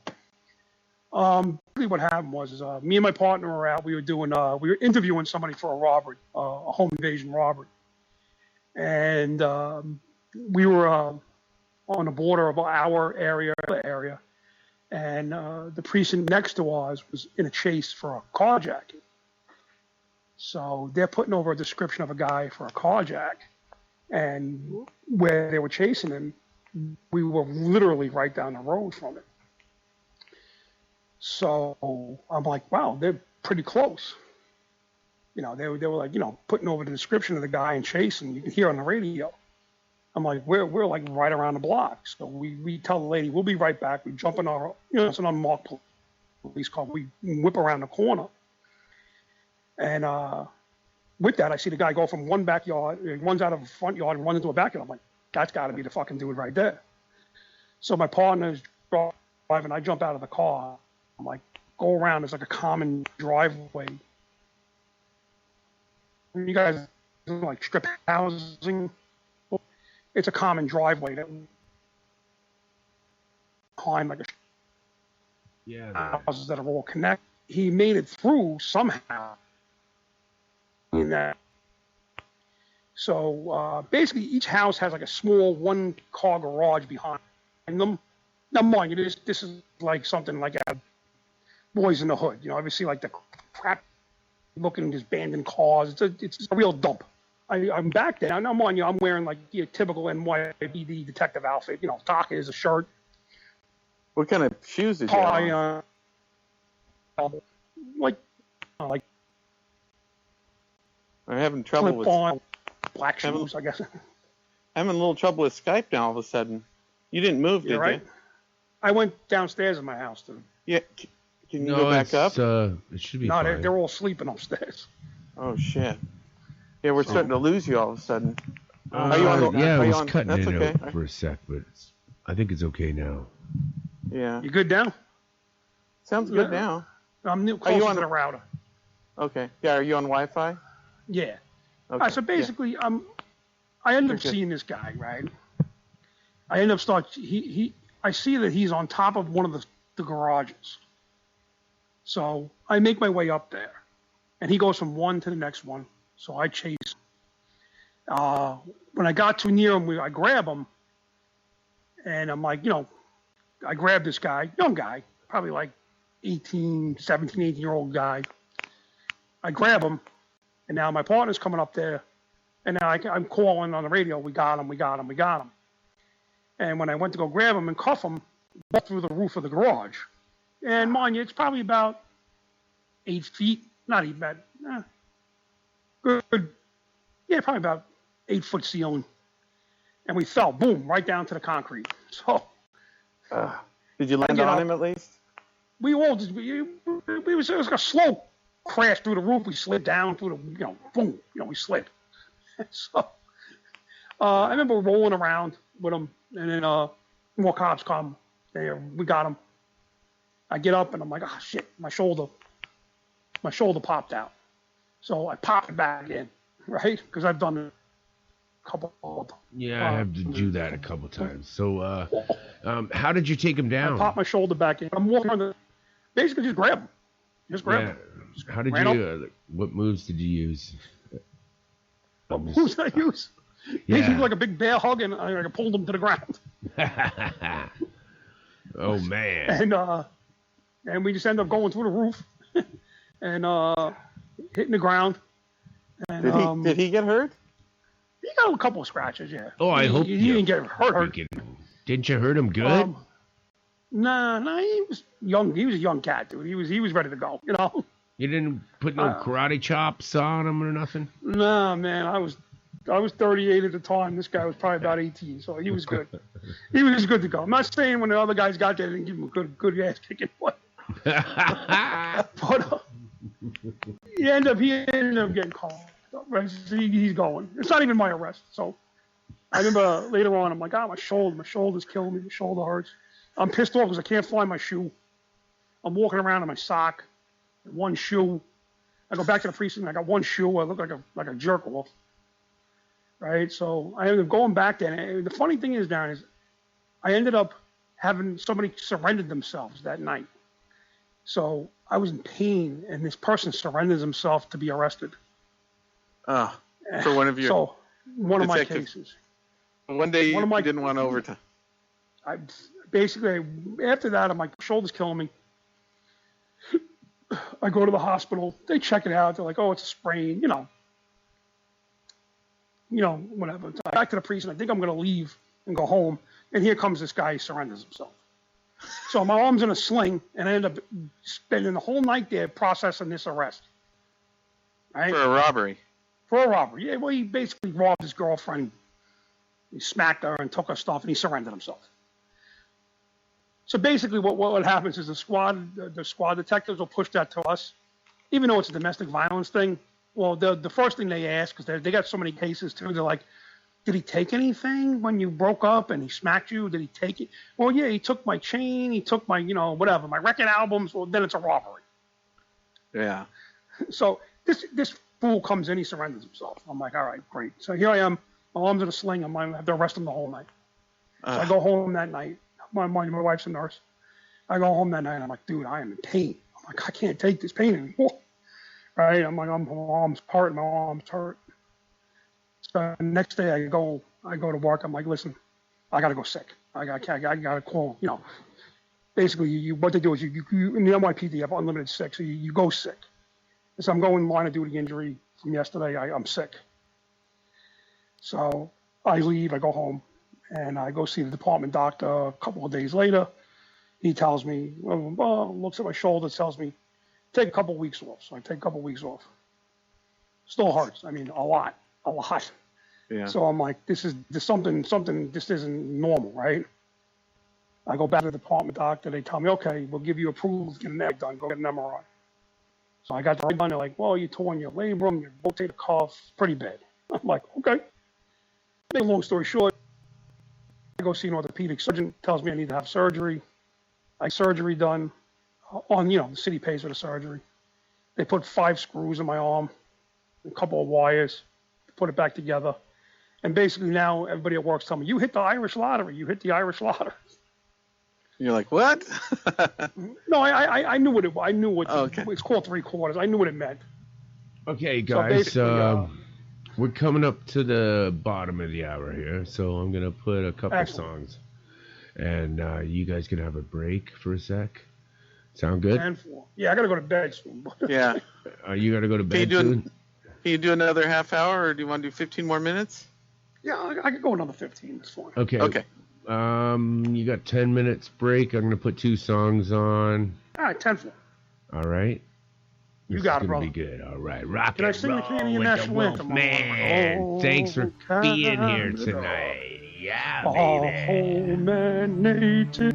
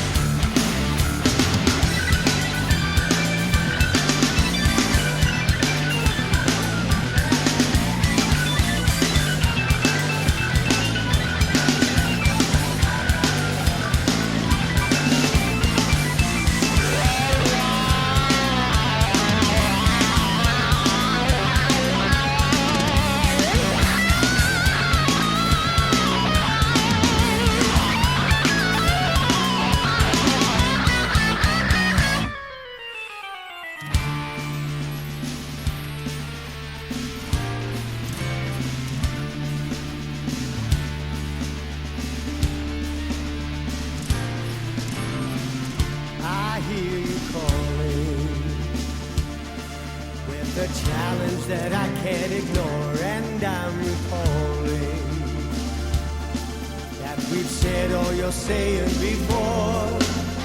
Though you're proclaiming you found something new, you're not the first or the last. Can't claim to discover what stood there before. Cause your future is somebody's past. Fading reflection, out of our ashes reborn. Why can't you see the connection? Is it so tattered and torn? You're just claiming a crown that so many have already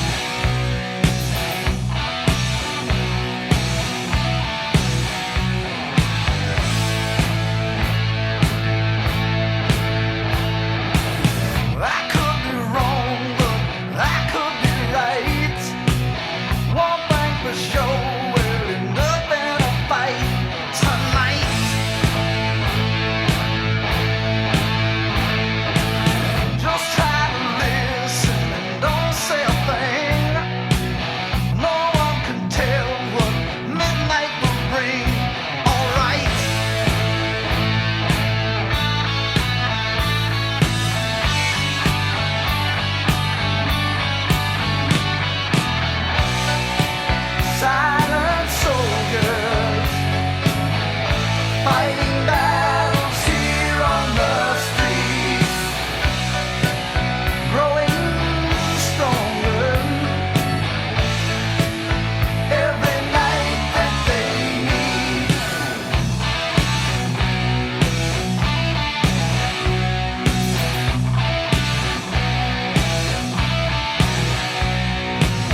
Unlock the power and see what you'll find. Unleash the anger that grows in your mind. Alright.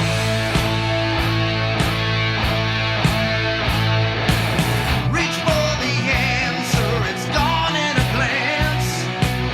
You won't survive if you don't take a chance tonight.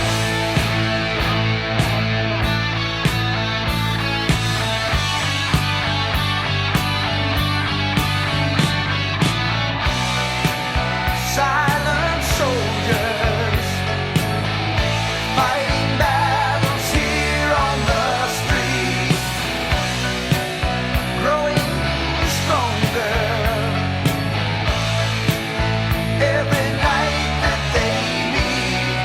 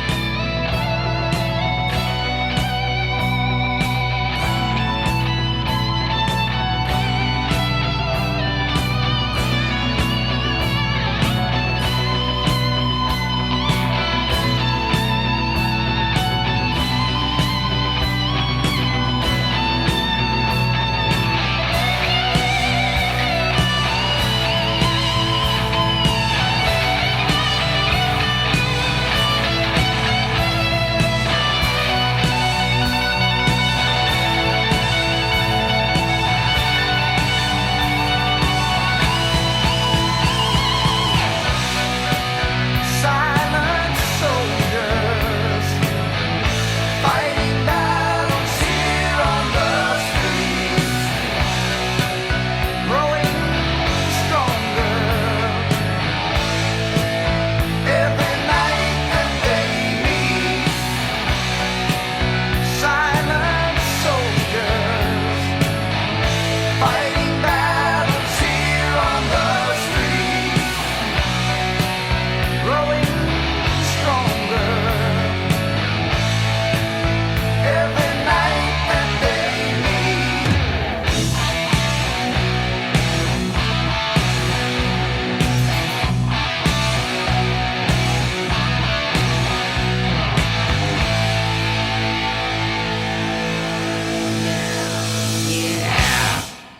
Rock and roll with the Wolfman. Yeah, baby. All right. We are back. Okay. Oh, man. All right.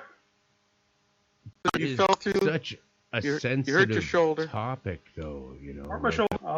You lost After your shoe, surgery, and then still what haven't happened? found it. Basically, after that, it was department documents and surgery, and that they gave me what they call the Irish lottery. which is basically retired at 38 years old on a disability pension, which is much better than your regular pension because it's tax exempt. And I sat around for about a year and a half, and I moved to beautiful, sunny Portland, fucking Oregon. Yeah. You drove like 120 miles an hour all the way across the country, didn't you? I was one time, we were in Nebraska, and I got stopped in Nebraska. And the guy told us we were speeding. I was in traffic. Basically, he saw New York plates on a car with two guys in it and pulls us over. So we ID ourselves. Listen, I'll tell you right now, guys, it's very odd that a cop gives another cop a ticket. So it's. But I showed him my retirement ID, and he basically shooting the shit with us for a couple minutes.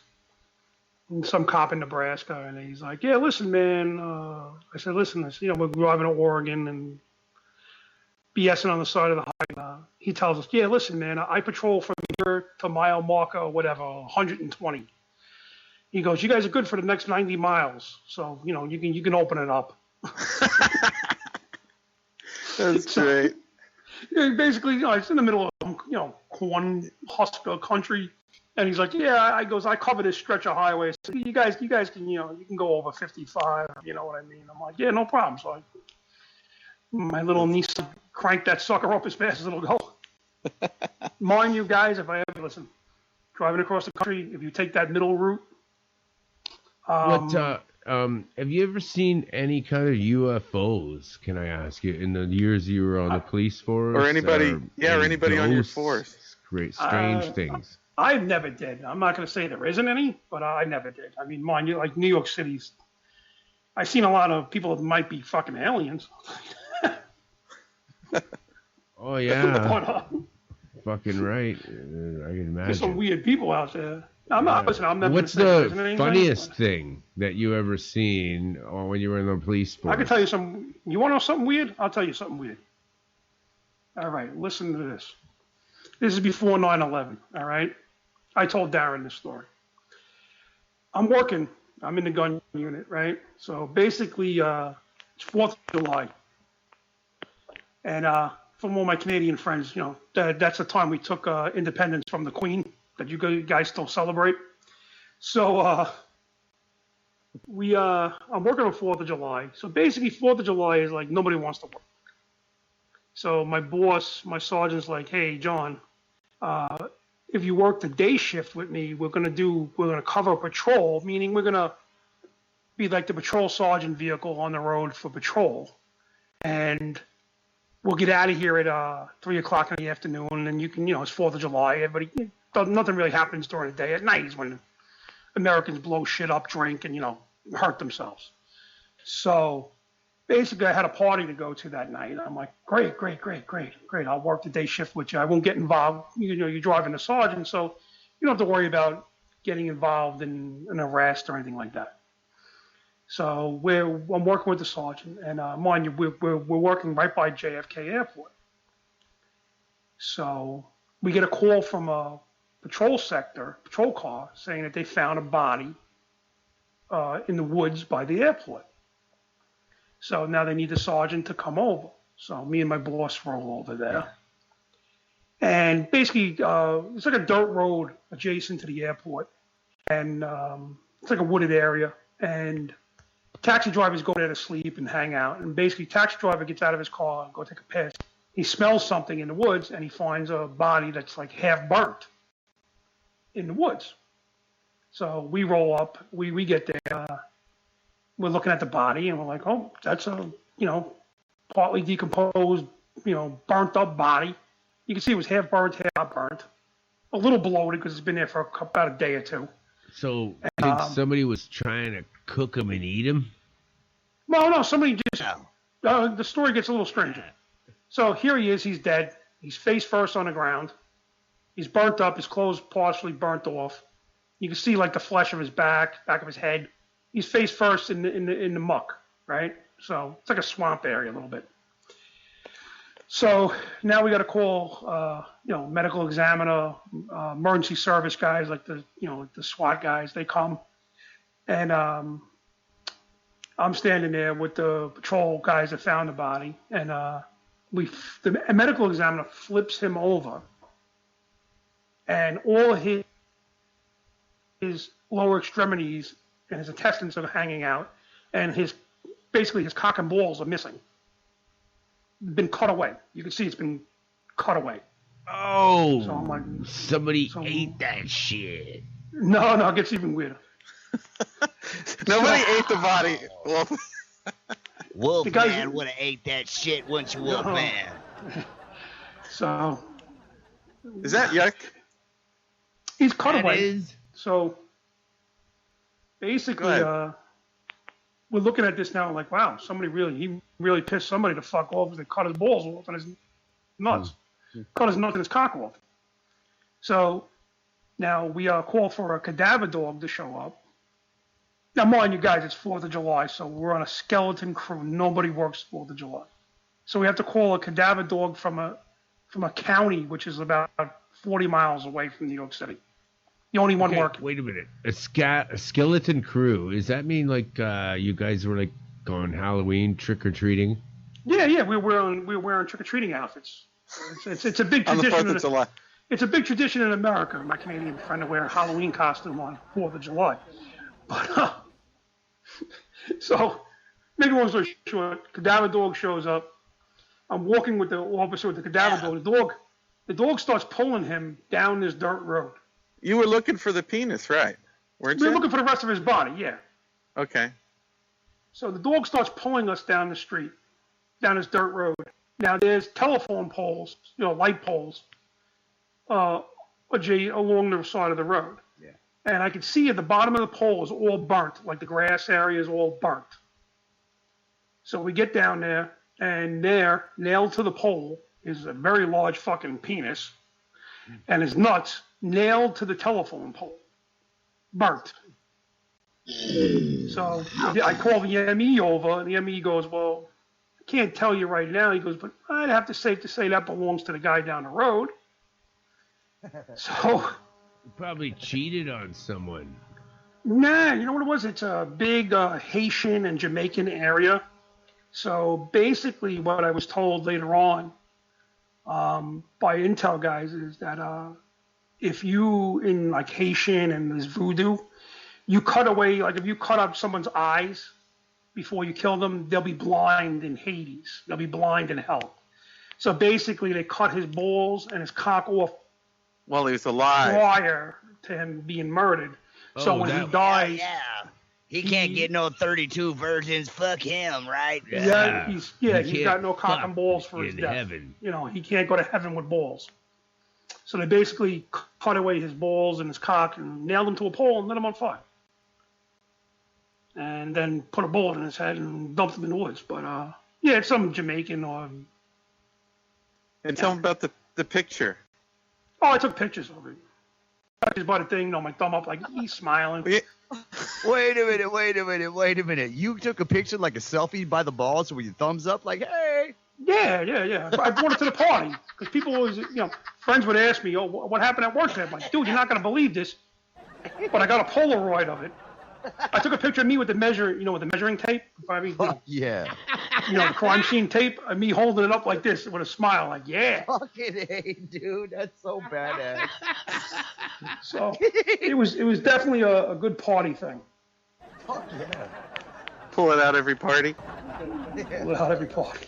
Hey, man, you guys want to see my face next to some balls? Basically, I went to the party, and I'm telling people, I'm like, how was work? You're not going to believe this, but you're not going to believe what I saw today. People are what's the weirdest thing, That was pretty weird. So that is. That sounds pretty fucking great. All the day's work, dude. That's all it was. I'm glad you, I asked you that. Yeah, man, I'm back in man. here. Do you have any questions for him? How long have you been a fucking cop in New York, man? I was a cop for 15 years in New York City. So you retired now or what? I retired in 2007. Oh, right on, yeah. God damn, yeah. So like right in Manhattan or where? No, like, I wasn't that lucky, man. I started my career in Brooklyn, worked in Jamaica, Queens, New York. God damn. I was a ghetto cop, dude. Everybody thinks Manhattan. Listen, I would go to Manhattan on like parades and stuff because it was nice to get out of the ghetto for a while. Yeah. But, yeah, you know, it's not all NYPD blue. Holy fuck! So what did you say? 15 years? 15 years. So damn. So what? Like, so you started in like 1990. I started 1993. Holy crap, man! Yeah, that's when shit. Well, that was about maybe when Manhattan was starting to get cleaned up. Yeah, no, I mean, I get a chance to work in uptown. I mean, I remember as a kid growing up in New York City, you would go to Times Square and it was nothing but crosses and yes, yeah, all fucked up. No, they cleaned up the city. Oh yeah, so you grew up there, huh?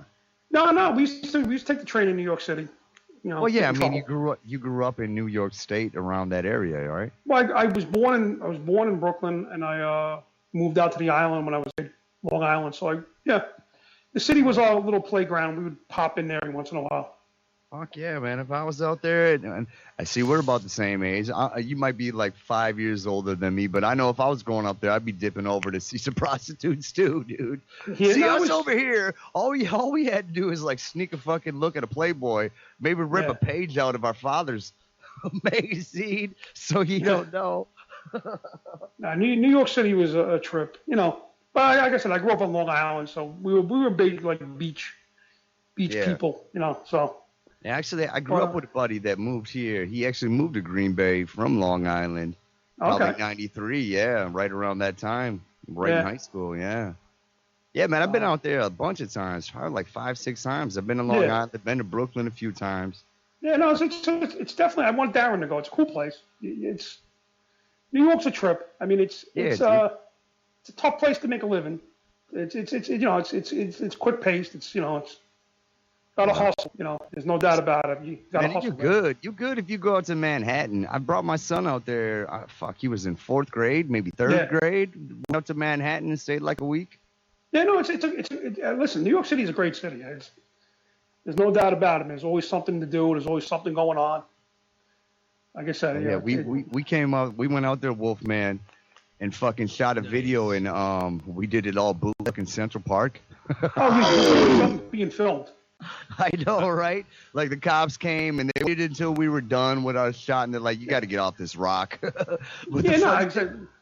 Dude, the funny thing about it is, like, I had my son. He's like, he must have been like the end of 3rd grade.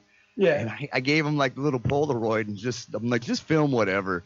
And like the whole time we were on this rock, like 5 feet from us was a sleeping fucking homeless guy. He's just sleeping, and we're trying to record some fucking music shit. Yeah, no. The one thing about New York City, I got a question. It's unshocked. We're not shocked by anything. I mean, you can walk down the street, dressed like fucking Batman, and people are just gonna walk right the fuck by you. Batman. Everybody was cool. Like the cops were cool as fuck. We don't care. Like, hey man, you can't be doing this shit here. Just get out of here now. Hey, John. One thing I noticed about like being a cop in New York City is you pick and choose your battles. You know what I mean? Of course. Yeah. You guys aren't hurting anybody, so we're just like, hey, guys, really can't do that here, but finish it up and be on your way. It's called discretion. It's discretion. Yeah. Okay. So you guys ain't out there I got a hurting question anybody. for you, Just John. doing your thing. I got a question. John, Exactly. what do you think about all the conspiracy theories about 911? Listen, guys, like I said, I know there's all these conspiracy theories. I don't believe in any of that bomb stuff because I seen the building come down. So yeah. What about the thermite paint? You don't believe in the thermite paint? No. No. I'm sorry. Well, there's all the. It's all right. Honestly, guys, no. It seems to me like it was just one of them things, man. I don't know. And you saw the plane parts. I seen it. It hit the building. I seen the wheels. I seen the plane. No way. It was there. Plane smashed into the building. It was not a freaking hologram, that's for sure.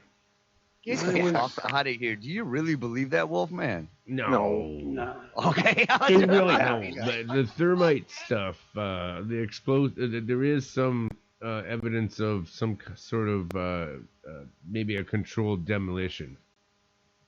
Yeah. I don't think I've bought into it before, but I don't fucking know anymore, honestly. I don't think so. No, honestly, basically, what I was told by the Army Corps of Engineers stuff is the way the building was designed. It was a state-of-the-art building in the 1970s. Basically, the skeleton of the building was the exterior, meaning they want open floor, designed by a Japanese designer, and he designed like an open floor plan, meaning like your other buildings are built like cookie cutters, like a wing cake, and this one was like one of the original hollow two buildings. Like you look at your modern buildings now, they're built very similar. Basically, once one floor collapsed, it just pushed it straight down. And basically, the shell was the outside, that silver metal you saw. That was the actual skeleton of the building. Yeah. And the inside was just flooring, like floor joists, and open floor plan with elevator shafts. And everything in the middle. And once all that burnt up, it just went straight down. Right down the middle of the hole. Right down. I mean, yeah, but and people say, well, jet fuel can't burn that. I mean, mind you. How can you burn metal? I don't know. There might have been more the shit plane going on. I mean, those explosions that could have been heard could have been like water fucking or whatever else could have been blowing the fuck up. The lights breaking. I don't know, man. Yeah, I totally understand. Like, if you watch, if you're gonna fluorescent light bulbs in there. Oh, my bad. I mean, I didn't mean to for you, but I'll say this: if you're gonna watch any 9/11 videos where the conspiracy theory is the whole predominant factor of the whole documentary, make sure you watch something that debunks it too. Yeah, no, I watched a lot of them. And, look at both sides. You know, you got this conspiracy stuff. No, you do. You definitely do. I watched one where it actually made sense. As they were like, what burns hotter than steel? And one of these scientists said, well, the plane is made of aluminum, and when aluminum burns, it melts. It becomes like a lava. And he took a piece of aluminum and he heated it up to the same temperature, and it was like a molting metal lava. That was the popular mechanics one, wasn't it? Yep. And he said, now look at the size of a 757 aircraft. That's mostly aluminum. And it's burning. It's melting. So. Did you guys ever listen to the one engineers what's this guy? He was from Mary Tyler Moore. What's his name again? From Mary Tyler Moore. He did actually a 911. Not Ed the Asner? fucking shrink. That's Ed it. Asner. Yep. Ed Asner. Yeah. Ed did? Yeah, he did. I lost my respect for him. Yeah, Ed Asner did. I remember now. Architects and Engineers Against 911. Yeah, there's a whole thing going on. I mean, listen, I mean, guys, let's face it. I mean, they said, well, George Bush, he wasn't smart enough to figure this the fuck out. That's honestly, dude. We weren't talking about this. We weren't talking about the smartest administration. Oh. One thing I got to say about George Bush is he was born and raised in Connecticut. Where the fuck does he get the Texas accent from? Right. Nobody else in his family speaks with that accent. Where the hell did he get it? Listen, I can live in Oregon for the rest of my life. I will not speak like an Oregonian. Man, as soon as he bought the baseball team, man, he was all in. I just don't get it, man. He was raised in Connecticut. The southern accent's different. It rubs off more. Dude, he was raised in Connecticut. We're at the top of the hour, boys. We're having My brother-in-law lived there about 5 years before he had No, it rubs off. It does. I mean, it does rub off. I agree with that. No, it does. It does. But I'm saying, like, It's funny, though. It is. Listen to Jeb. Jeb sounds like a fucking mental shit that's been locked in the fucking closet. Exactly. I don't get where he gets Texas. Like, father and his mother don't have Texas accents. No, but his wife does. Maybe he's just been listening to that bitch complain all fucking too I don't know. I don't get the guy. Listen, when people say to me it was his idea, the guy's not smart enough to figure that out. I'll tell you that right now. Yeah, they benefited from it. I mean, obviously. A lot of people benefited from it. Yeah, man. Listen, man. I believe in it. Here, I'll say this, man. My bad to interrupt you again.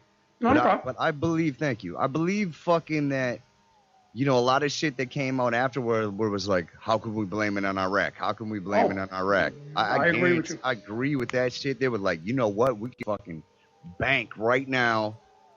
His father's, exactly. He finished his father's war is what he did. No, listen. Basically, the going into Iraq would be like Pearl Harbor attacking the Philippines. Yeah. It would be when the Japanese attacked Pearl Harbor, so now let's go to the Philippines and bomb the fuck out of them. Oh, yeah, and then now 15 years later, there's some new shit about Saudis. Guess what, you guys? You can't sue them. President Obama tells you can't sue these guys. Exactly. This is fucking ridiculous. I mean, the whole thing, like the Iraq thing, I couldn't understand. Saudi people attacked the World Trade Center, and we go to a war in Iraq. What the hell did they have to do with it? Honestly, nothing. Nothing. Oh, they got weapons of mass destruction, though, bud. Oh, you're a cop. Now listen, you should understand. Listen, after all of that stuff in Iraq, why didn't the CIA just say, "Look, we found this bomb. Here it is." No kidding. How the hell could they plan? Listen, I'm not saying they should plan something, but now that makes us as the general public, we wouldn't have known. They would have all of a sudden they would have pulled out a big rocket and say, "Here it is." Oh, we'd be like, "Wow, there it is."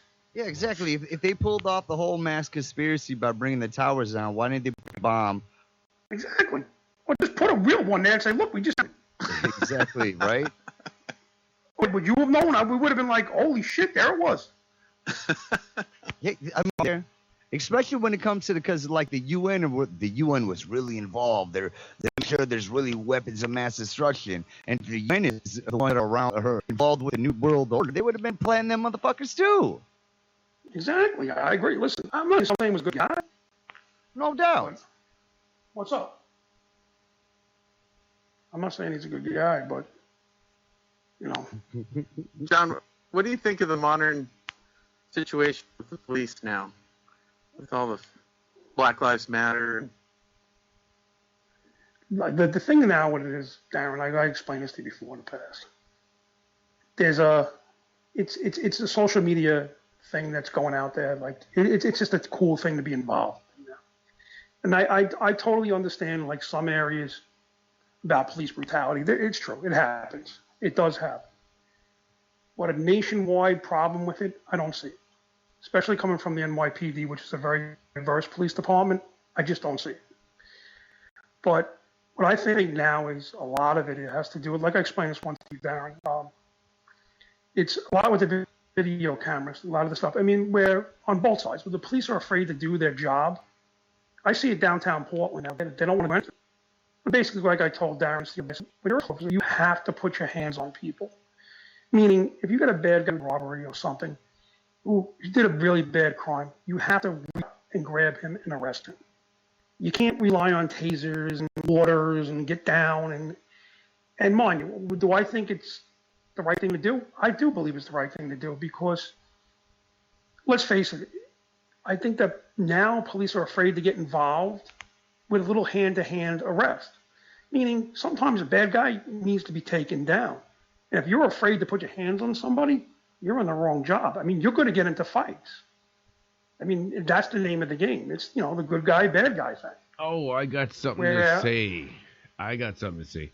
But first, we're taking a break, and then I'll tell you about my brother and I, martial artists. So then you by understand what I'm saying.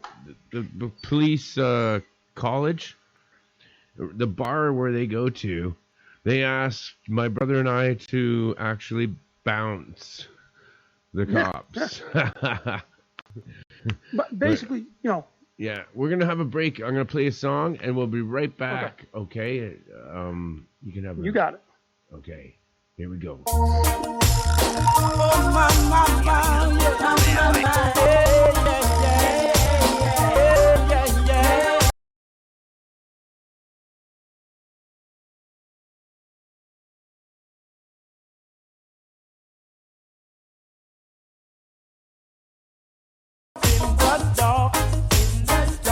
Watch out for the big time thief who Now bring in the crack and the gun to come mash up the youth them heart. Later on red. When you all a look down on a tea bread. I hear an ex you dead. Whoa. Later on red.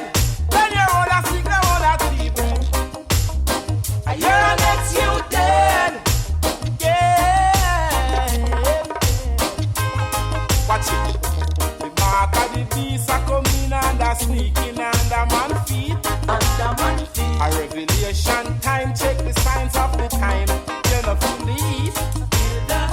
When you see the youth, they let go out the street and you know say things now go sweet. Man a hustle, man a shuffle, hungry belly, they a yard, can't find food to eat. Later on red, where they all a look down on a tea bread. I hear an yes you dead.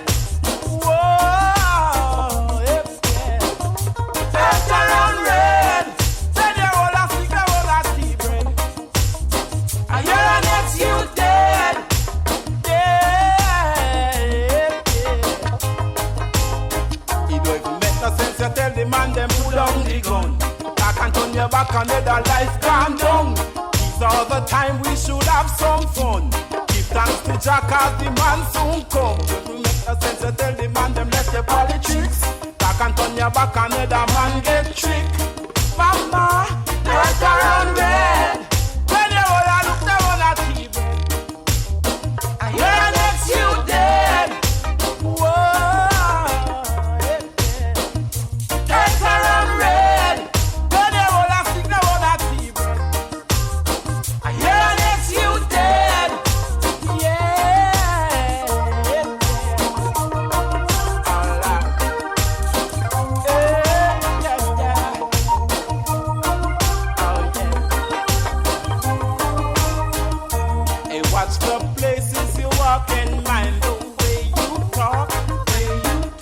Watch out for the vampire who will sneak up in the dark.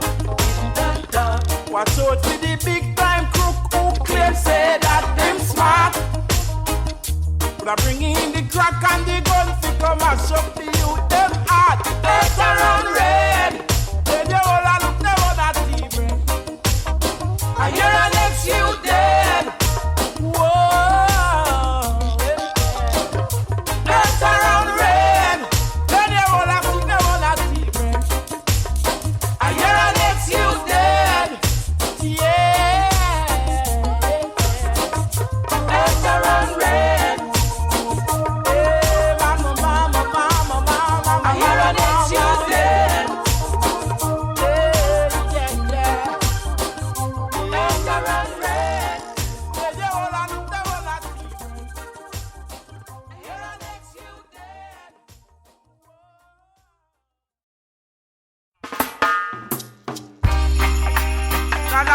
Life,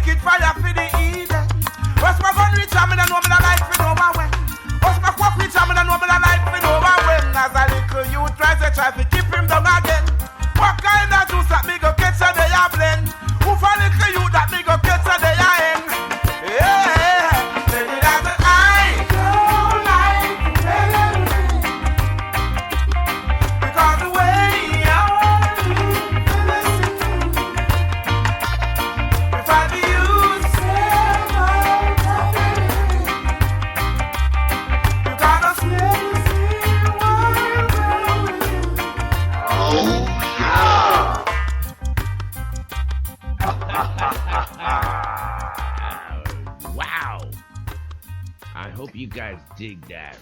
Reggae music. Yeah, Richie Spice. Beautiful. You do sound like a good Wolfman. So I was like, which is I wish you could have met the Wolfman Jack. It was cool. That's right. Tell us about that. You met. This is how I met Wolfman Jack. My father, who passed away when I was a young man, when I was 14. When I was about 11, 12 years old, my father worked. He was a blueprinter. He worked with a gentleman whose wife was first cousins with Wolfman Jack. So we were at a house party on Long Island, and I remember watching like American Graffiti, and I used to do like a little kid. I used to do the imitation of Wolfman Jack. So when my father worked with this gentleman, he's like, I know somebody who knows Wolfman Jack, and he's going to be at this barbecue we're going to. So now I was like, oh wow, I'm all excited to meet him, So, and he was, basically the way he actually looked with the goatee, the biker-looking dude, and really nice guy. And he's like, hey, you're John? I said, yeah. And he's like, yeah, I heard you're a fan of mine. So I actually did the voice for him, and he liked it, and he gave me an autographed picture of him, And did he talk like that you all the basically time? taught him how he had a to do raspy that voice? And from what I remember, he just reminded me of like a motorcycle guy, like a biker, just he was there, he had on the vest, the leather vest, just looked like a motorcycle dude, with the rings and all that. Can you still do Wolfman's impression? I don't want to do it now because I don't want to do it on the show with the Wolfman show. I'll do it to you at work, dude. Oh, come on. You got I have a very raspy voice to begin with. Wolf's gonna do it, and then Yuck's gonna do it, and then John's gonna do it. Yeah, baby. We'll all do it, yeah. So, I met him when I was a kid, really. I got the autograph somewhere at my mom's house. It's somewhere in there. I used to have it hanging up in my room. They play a Wolfman Jack show after Richard show on Friday. Yeah, no, the Wolfman Jack. He's gone now, but he was an interesting guy to meet. They really cool. They have a replay of the old shows. Yeah, no, he was big. He's a big 50s guy, 60s guy. Absolutely. It was cool to meet him. It was really cool to meet him that day.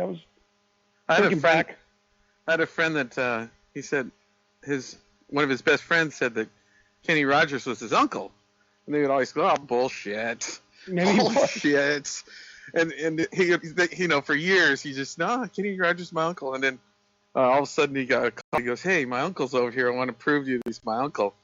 And then he went over there and there's Kenny Rogers. I believe someone's related to him. Yeah, it's pretty close. That'd be neat to meet him. Did he did he do some gambling at all? Play cards? I guess they were playing poker. Or he was playing cards? Yeah. Yeah. Singing the Gambler. Yeah, maybe. I think that was before the game. A gambler, he broke even, and in his final words, I found an ace that I could keep. Yeah, I know where to hold 'em, know where to find 'em. Yeah, sing it. Yeah. You guys want to sing it? No. No, eh? John, finish up what you thought about Black Lives Matter. And did you finish what you were saying? John? Did we lose him? I think we lost him. Yuck, you might have to finish singing that. I was going to say, he probably heard you singing. He's like, oh, what? That's what I was thinking. He probably just said, fuck this. Out of here, man. I'm out of here. Well, if he's listening, Can you get him back? Thank you very much. John, that was awesome. He was tired, man. Well, maybe he did us. Is he still on there? Can you see? Well, he's gone. I can try getting him back. Try calling him again. Should I try getting him back? Oh, yeah, he'll come back. Okay. He doesn't leave without saying goodbye. Okay, well, while I'm doing that, could you mind singing the rest of that song? Wolfman might like to stroke 'em. He likes to hold them. Guy's balls, he folds them when he puts them in his mouth. Oh yeah, Wolfman Mikey likes fucking guys, yeah. Bend over, he slaps some thighs. Look at it, he loves men. Yeah, Wolfman Mike, I fucking love man. Yeah, you heard it here. Wolfman ain't no faggot, man. Jesus Christ, man. What the fuck, man? If somebody wants to be a faggot, yeah, it's really do that. You kind of throw him out the fucking door like the... Oh, Jesus Christ. Yeah, shit. I break a lot of crap, man. Oh! Another faggot goes out the window. Uh-oh. No, it's all good. It's all good. Faggots can come in now. Listen, I forgive you. Okay, faggots can come back. Well, that was crazy. He forgot what he was supposed to do, I mean. Oh, man, I got to tell you something. Last night, this morning, I was listening to the show with me creeping around the room with that Kim in the haunted house. And I'm listening to it in my garage, just having a smoke and a beer. And the fucking doorknob, I had it shut because it was cold. So the doorknob just turns, opens, the door opens. And there's nobody there. There's nobody there. I went outside to look around. There's nobody there, man. No shit. What do you think of that? I think you might be a drunk motherfucker. So John got might be cut off. Could be John the got crack. cut off. He the didn't know crack? how to rejoin. I was doing a lot of crack, though. Yeah, that's true. Maybe the acid and crack. And, oh, yeah. So John just texted me. He said he really had a fun time on the show. Come on again sometime, but he's going to go to bed. Okay, say him, please. Okay, I'll tell him. Yeah, we really appreciate it. That was very nice of him to share all that with us. Love, peace and love out, man. Hell yeah, dude sounded really cool. Yeah. Okay. John's nuts, Wolfman wants to hold him. What I was thinking, though, the whole time was I was thinking we were going to get nasty, man, but we didn't get too nasty yet. Yeah, but we will. Hell yeah, man, fucking A, you know what I'm talking about? We're gonna fucking paint ourselves with thermite paint, and we're gonna see what happens when we go to Bush compound. Oh. Yeah, we'll go see Jeb. No, wait a minute. No, you better stop right now. Pull over. Oh, yeah. Definitely. Well, wait a minute. Yeah. You definitely better pull over. Yeah? Are you driving? No. Are you sure? I heard a Positive? siren. I heard a siren. Is that what the fuck you talking about? You got pulled over, didn't you? No, dude, I'm in my basement, man. Oh, okay. Was that you, Darren? Did you get pulled over? Nope. Oh, okay. Well, there was a... Wow, it's that acid again. Yeah, maybe the crack that I was talking about before. Yeah. Oh, yeah, baby. Oh. That was nice. We had him on for a couple hours. Yeah, that was pretty man. sweet. The coolest I told thing you was that door opening this morning by itself. And it turned the knob. You have to turn the knob.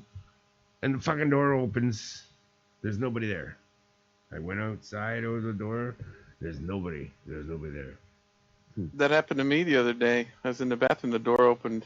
Did you see the knob turn, though? That's the thing. You see the knob turn by itself. You see the fucking knob turning. That's the creepy part. And then the fucking door opens and there's nobody there. Oh, Jesus. How would you? What if there was like two guys there with guns pointed at you?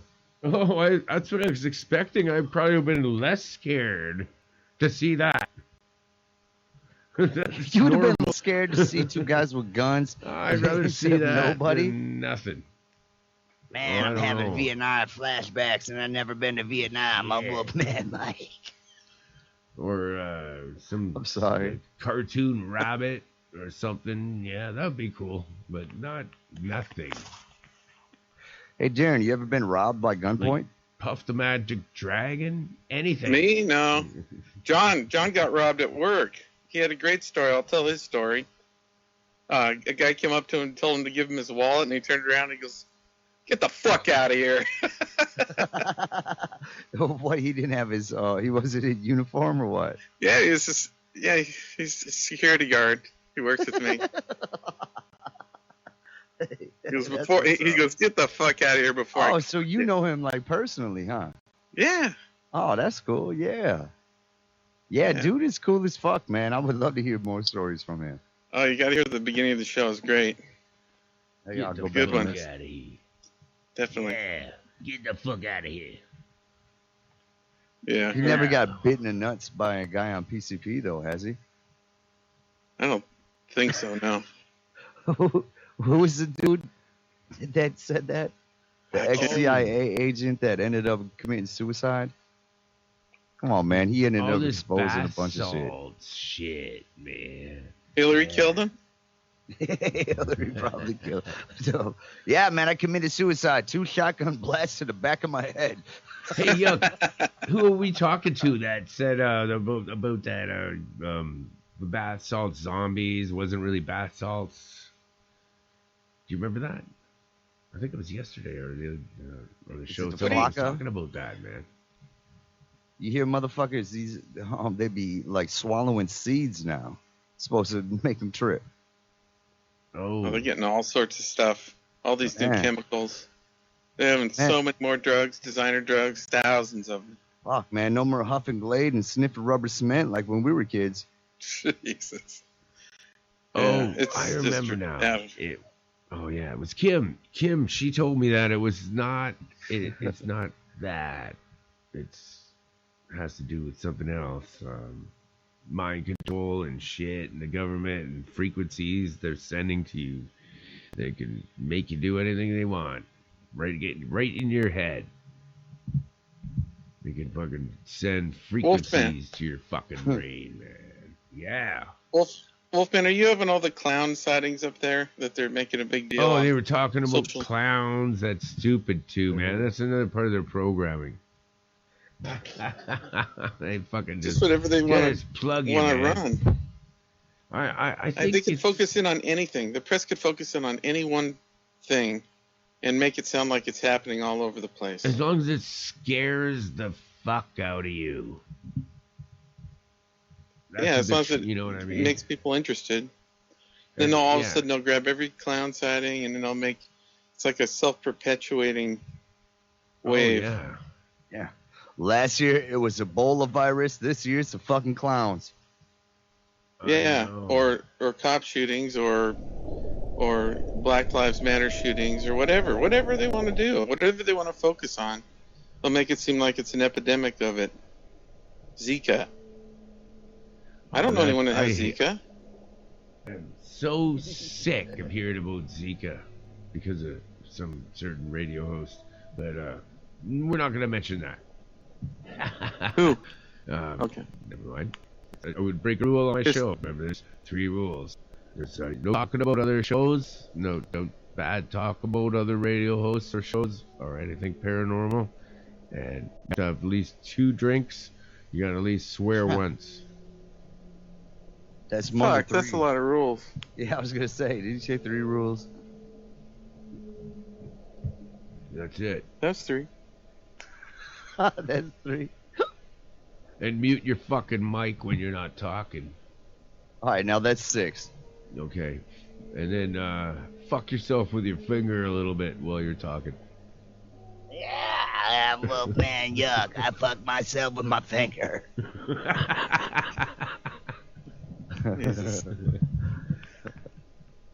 Yeah, man. What else are you what else you guys gonna do?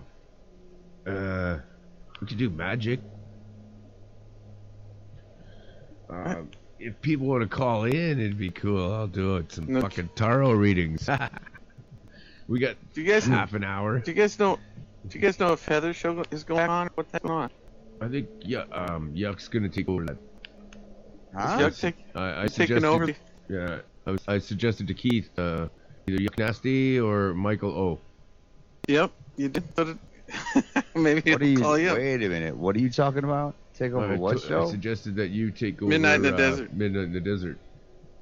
Yeah. So you want me to eat some peyote and go in the desert? Either me, you, or Michael O. That's it. That's who Keith gets to fucking pick from. Dude, Fuck. I don't know, man. You guys better not start freaking out on me. I'll just be like, what's wrong with you fuckers? Yeah, Heather hasn't been on for last week, Yak. We don't know what's wrong, where she went. Oh. Disappeared. No one's saying anything. We just said she's gone for a week. Maybe she'll be back tomorrow. Who knows? I have a feeling, and I don't like to talk about other shows. No, we can't do that. It's a no-no. Like rules. So acid have you probably taken in your life? So we're gonna put. And, it's we got 1.5 hour left. We're gonna put a little song on. I've taken a lot. What? What's your best step or word trip? Who, me? Yeah. Holy fuck, dude. I used to trip and go to fucking school, man, in high school. Oh my god. Okay, on that note, that was the funnest. Hang on to that. We're gonna put a song on, and we're gonna hear about Yuck's best trip when we come right back.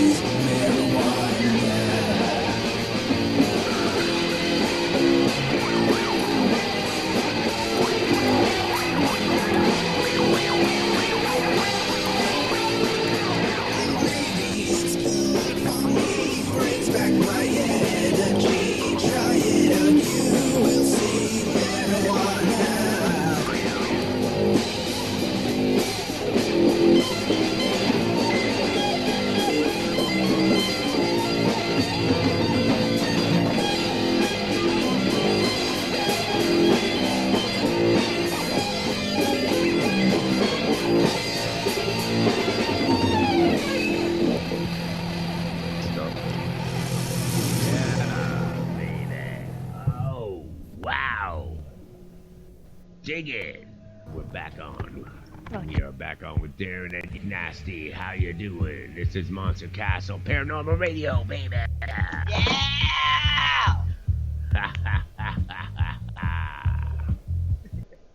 Oh, actually, pretty cool. Okay, Yuck, you're gonna tell us about the best trip you ever had. What do you think? Again, man, I'm still. I don't know about the best trip. I've had a lot of. Tell us about the school one. What was it like going to school? I've taken mushrooms or acid a lot of fucking times. Especially like I went to high school in the '90s, so fuck, the shit was around. Yeah, man, I would dose and go to school. What are you saying? I don't know. Did you hear that? Just stuttering. Can you hear us though? I heard some kind of weird voice in the background. Yeah, so I don't know, man. I used to drop and go to school all the fucking time. It sounded like somebody was giving you a reach around. Demon spirit was giving you a reach around. Yeah. Yep. Yeah. Did they ever figure it out? Oh hell no. Fuck no. I mean, this was before fucking camera school. I used to bring my bong to school and put it in my locker. God. Nice. Yeah, dude. We used to get fucked up in fucking high school. What do you mean by reset? With shroom. the last time I took mushrooms, I was like, okay, dude, I'm done. I need to stop fucking up. Like a reset on your life. Right. You reanalyze things. Yeah. Kind of like in Sopranos. You stand on top of that mountain. I don't know. Yeah, probably. You ever see that? No, I haven't actually. Because it all makes sense.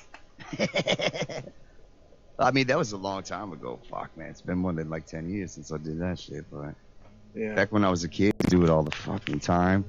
We used to go out in the woods. Fucking trip, man. So nature's good. Yeah, nature's fun. I don't know, dude. I've fucking so many fucking times. So many times. I'm always like happy when I'm tripping out. It's fun. I fucking crack a lot. Fucking just look at somebody start laughing and make people have fun. I mean, that's my personality, period. So just imagine. Okay. Jared, oh, your man. turn. Just What's imagine the best both of trip us you Does it Tell take a us. few days to come down afterwards?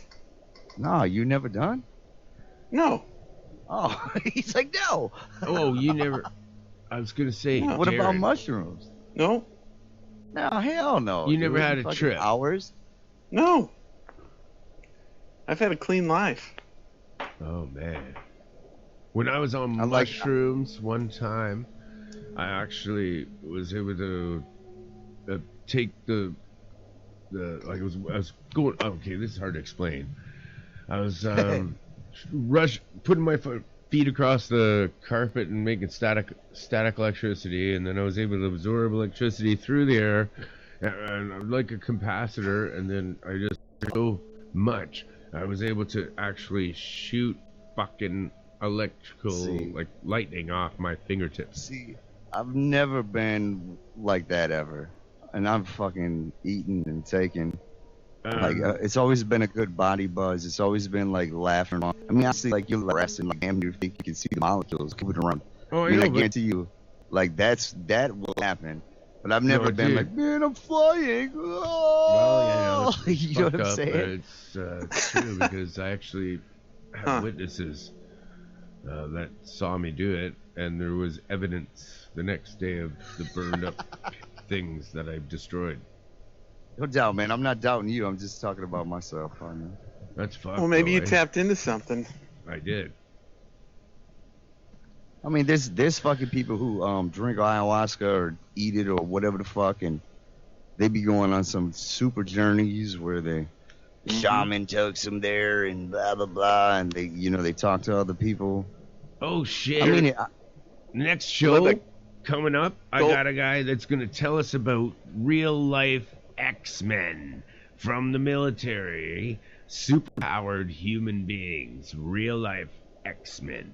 Ooh, this is gonna be good. And he's a science fiction. Yeah. When is that? Friday. It'll be 12 California time night, or not my time. Did you ever show Going Tribal? Where that guy would go to the jungles and he'd find people that, most of those tribes use like ayahuasca. Yeah, and he would trip with them. They would film the whole thing. And one time he's just like, I know that these are probably people, but this is a buffalo. And I know he's a buffalo. And they told me later he was a buffalo. And I saw his buffalo spirit. You know, it was really weird. It was always different. The guy was not afraid to try anything. It was only on for like 12 episodes, but it's worth seeing if you guys get a chance. Oh. Like if you listen to Joe Rogan's podcast, he talks about him doing that shit. And, Love Joe Rogan. Yeah, man, and other podcasters about doing that shit. I mean, there's definitely I cannot say differently, but I mean, there's something. It could be just our brain. Forget about our brain yet, you know. We're too busy thinking about physical health, and nobody's taking care of mental health except for giving us fucking drugs. And we only use like 10%. Else. I mean, that supposedly have been debunked, but there's something else going on inside our fucking brains, and I definitely believe that in the future, like mental health is going to be what can cure a lot of fucking things, man. We're gonna be putting down these pills and being able to fucking grow our own organs in the fucking lab, and you know, and able to fucking, like you said, I put quotes up there when I said it's been debunked, because I mean there's other shit going on that we are not been able to tap into. Well, everyone that's done shrooms or acid that I've talked to always says like, you know, almost like a religious experience, kind of. They tap into parts of their brain they had no idea, you know, existed. We only use 10% of our brain, so it makes sense, I suppose. But I would have no clue because I've never done it. I want to do it before I die. Well, once. Oh man, I don't want to let the cat out of the bag on the next show, man.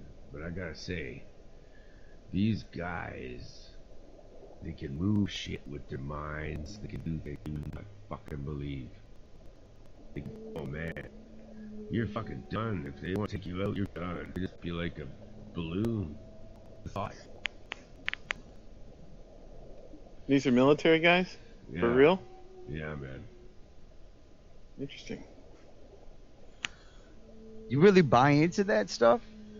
I've got inside information. Right on. I mean, I'm not saying I doubt your inside information. I tend to fucking always doubt every fucking thing I hear. No, but I've seen it and done it myself.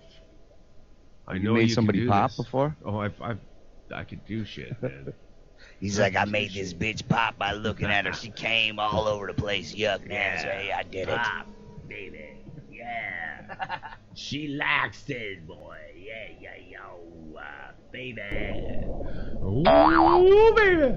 Yeah, oh, yeah, baby. Oh, yeah, baby. Oh, yeah, my baby. Yeah. Okay, the wolves coming in the room. Get the fuck out of here. The fucking wolves, man.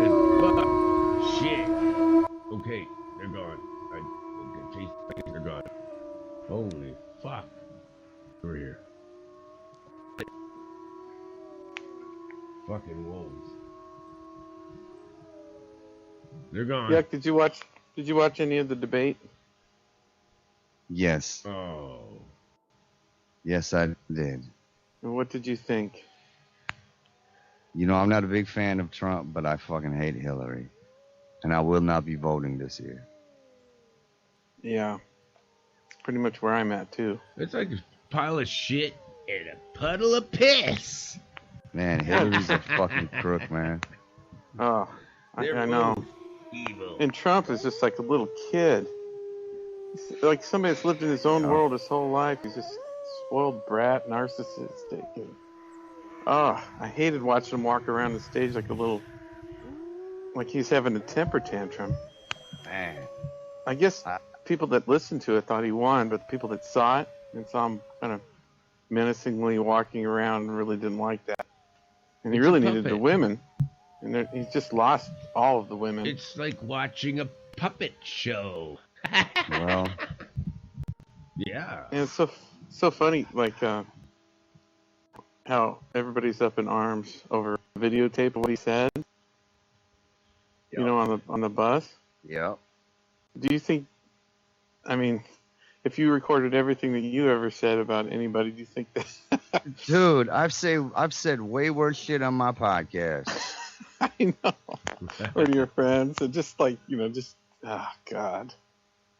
I was trying to explain it to my wife, and it was not going to be a winning conversation, so I just My stopped. mom was saying that to me. You've said worse stuff than that to me before. I'm like, Mom, I never said I grabbed somebody in their pussy. She's like, well, laughing, damn near close. Yeah. She said, but I mean, You said pussy. Pussy. You said pussy. Did you see Saturday Night Live? I'm not sure if we're allowed to So say that. funny. Okay, you It's say so it. funny. Okay. They You had have to drink. I mean, you got to when think you about say that. The other video or the fucking recording of Hillary when she was representing representing dude that raped that 12-year-old at the time. Oh my Where God. she was fucking laughing about it and like, yeah, got him off and we did this and technicality, blah blah blah. And I don't know the exact words, but I've heard it a bunch of times. But also, like another 200 people that he paid off. Is this Epstein? No, not when she was No, she didn't represent Epstein, but yes, Epstein too. I mean, how many times Bushy's been over there with Epstein? Well, Clinton went over there 26 times. That's Trump what I went meant. Clinton. Trump went over there once. I guess that was enough for him. No, dude. Hillary's a fucking crook, dude. Like, Well, can we change don't trust this her at all. fucking topic? Seriously? Right on. Politics, We're Americans. really? This is what we do. Politics? Man.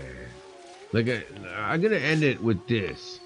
Pile of shit or a puddle of piss. Take your fucking vote. That's it. Yeah, I don't know which one I'd pick. Have you guys ever fucked a blow up doll? Yeah, man. No. It blew up. It kind of popped I on me. floated on one once. It popped on me, man. But it's from like on the Strand Island, yeah. Me and Darren, we were floating this thing for a long time. Gilligan. Yeah, we saved us.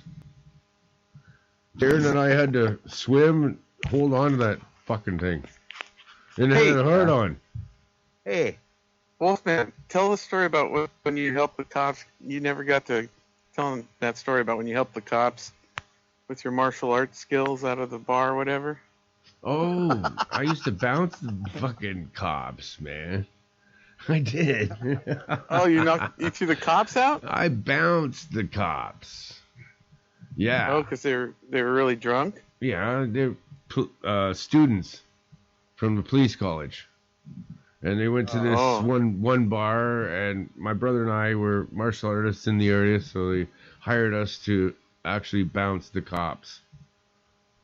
Nice. Yeah. It was cool. Oh, man. Yeah, just tell them. Oh, you don't have to do nothing. All you do is tell them, hey, I know you're going to probably pull me over later, so I'm going to get you busted right now, fucker. Now settle down. And that was it. That was it. No trouble from the... Oh, they were pretty... Oh, they get scared quick, but fuck. You watch your back, because they will just take you down in the parking lot. Oh, big time. They'll gang up on you. Fuck. Oh, yeah, they're like a gang. Oh, fuck, yeah. They are a gang. They look out for each other. Oh, they're hard to deal with, man.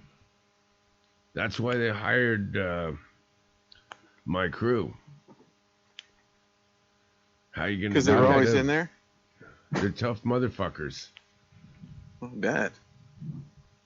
What about John? Did he was he in the Army or Navy or any Marines or anything?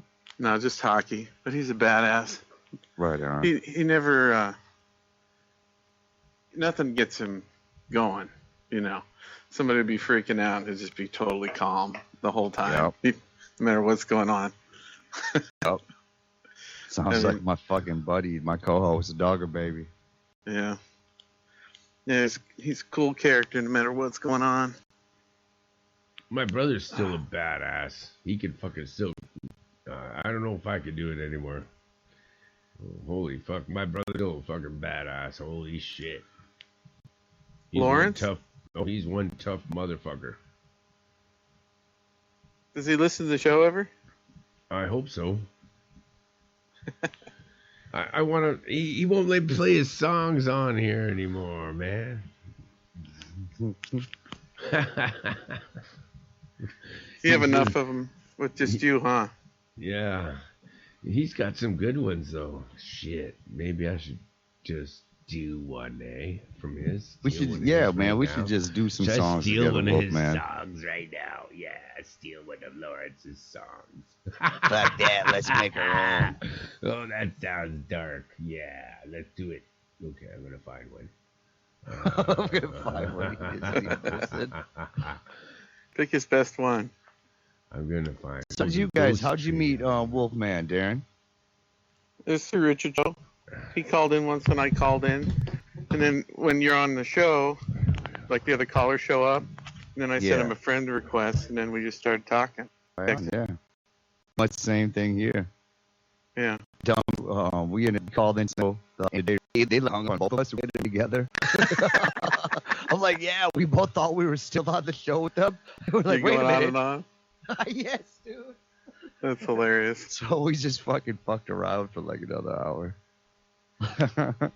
So are you a comedian too?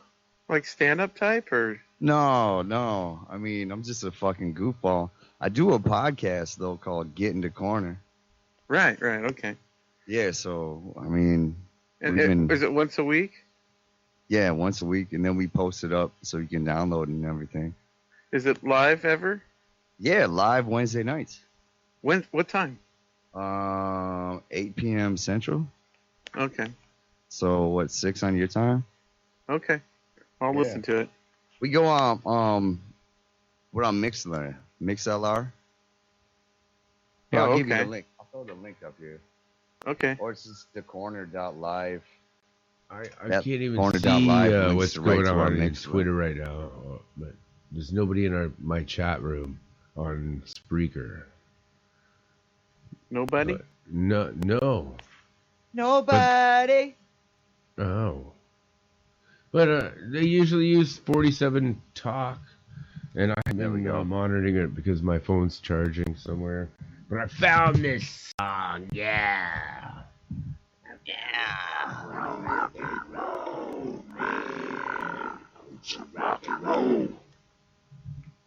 Wow. Okay, here goes. What do you the ghost? What do we got left? We got 5 minutes. The song is only like 2 minutes, so we got two minutes. You got 1 minute each. Plug it, guys. I'm the Wolfman. The very last drop. I'm gonna hold Wolf until he tells me to stop.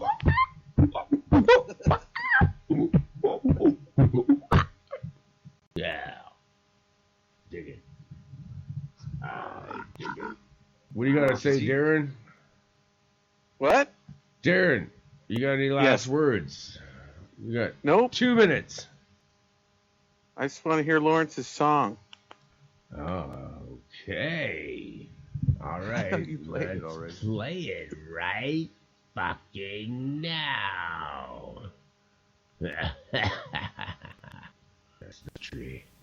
Here we go. It is Monster Castle Paranormal signing off. I hope this works.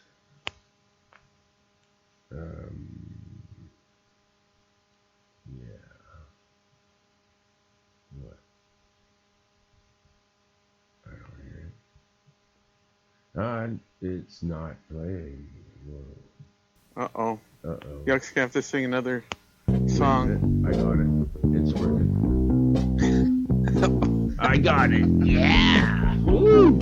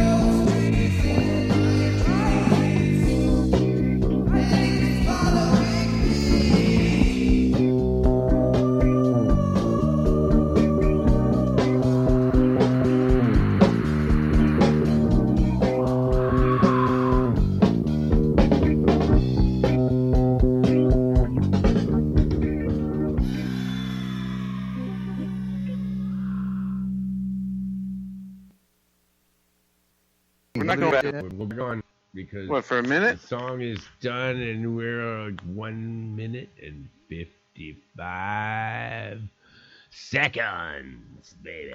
Yeah, we're back on live. Rock and roll with the Wolf Man, Yuck Nasty, and Darren. The 3 hours is such a marathon. I think I could do it once a week. I don't know how you can do so many shows. Michael, are you there? I think Michael's here. Oh my Lord. Hello. Oh my gosh. My We're still Lord. live. We're on for another minute. We're on for one more minute. I can keep going, but Michael O, can you end the show? Oh, yes. How's everyone doing, by the way? Excellent. Good. Have you been listening? No, I just got home. Oh. You got to listen to the show when you're done. Yuck is in here? Wow. Yeah. It was That awesome. Yuck Nasty in here. Oh, yeah, boo-boo. How you feeling, partner? Well, you know how I feel. You know Gravy, baby. It's like up in the dark, you know. You feel a person next to you, right? And we got, I believe this is Darren right here too, right? That's correct. I remembered. It's good hearing. Okay, Yeah, I'm going to what's going start a on new today? show. What was going on? What did I miss? I'm going to start up again. I'll let it stop, and then I'll start it right back up. And we'll continue this I have to go to conversation bed. for Yeah, 10 we're more closing it. minutes. 10 more We're minutes. out of here, Wolfie. Yeah, we're closing it. Oh. Closing it. It's 7 seconds. Goodbye, everyone. Good night. We can still talk.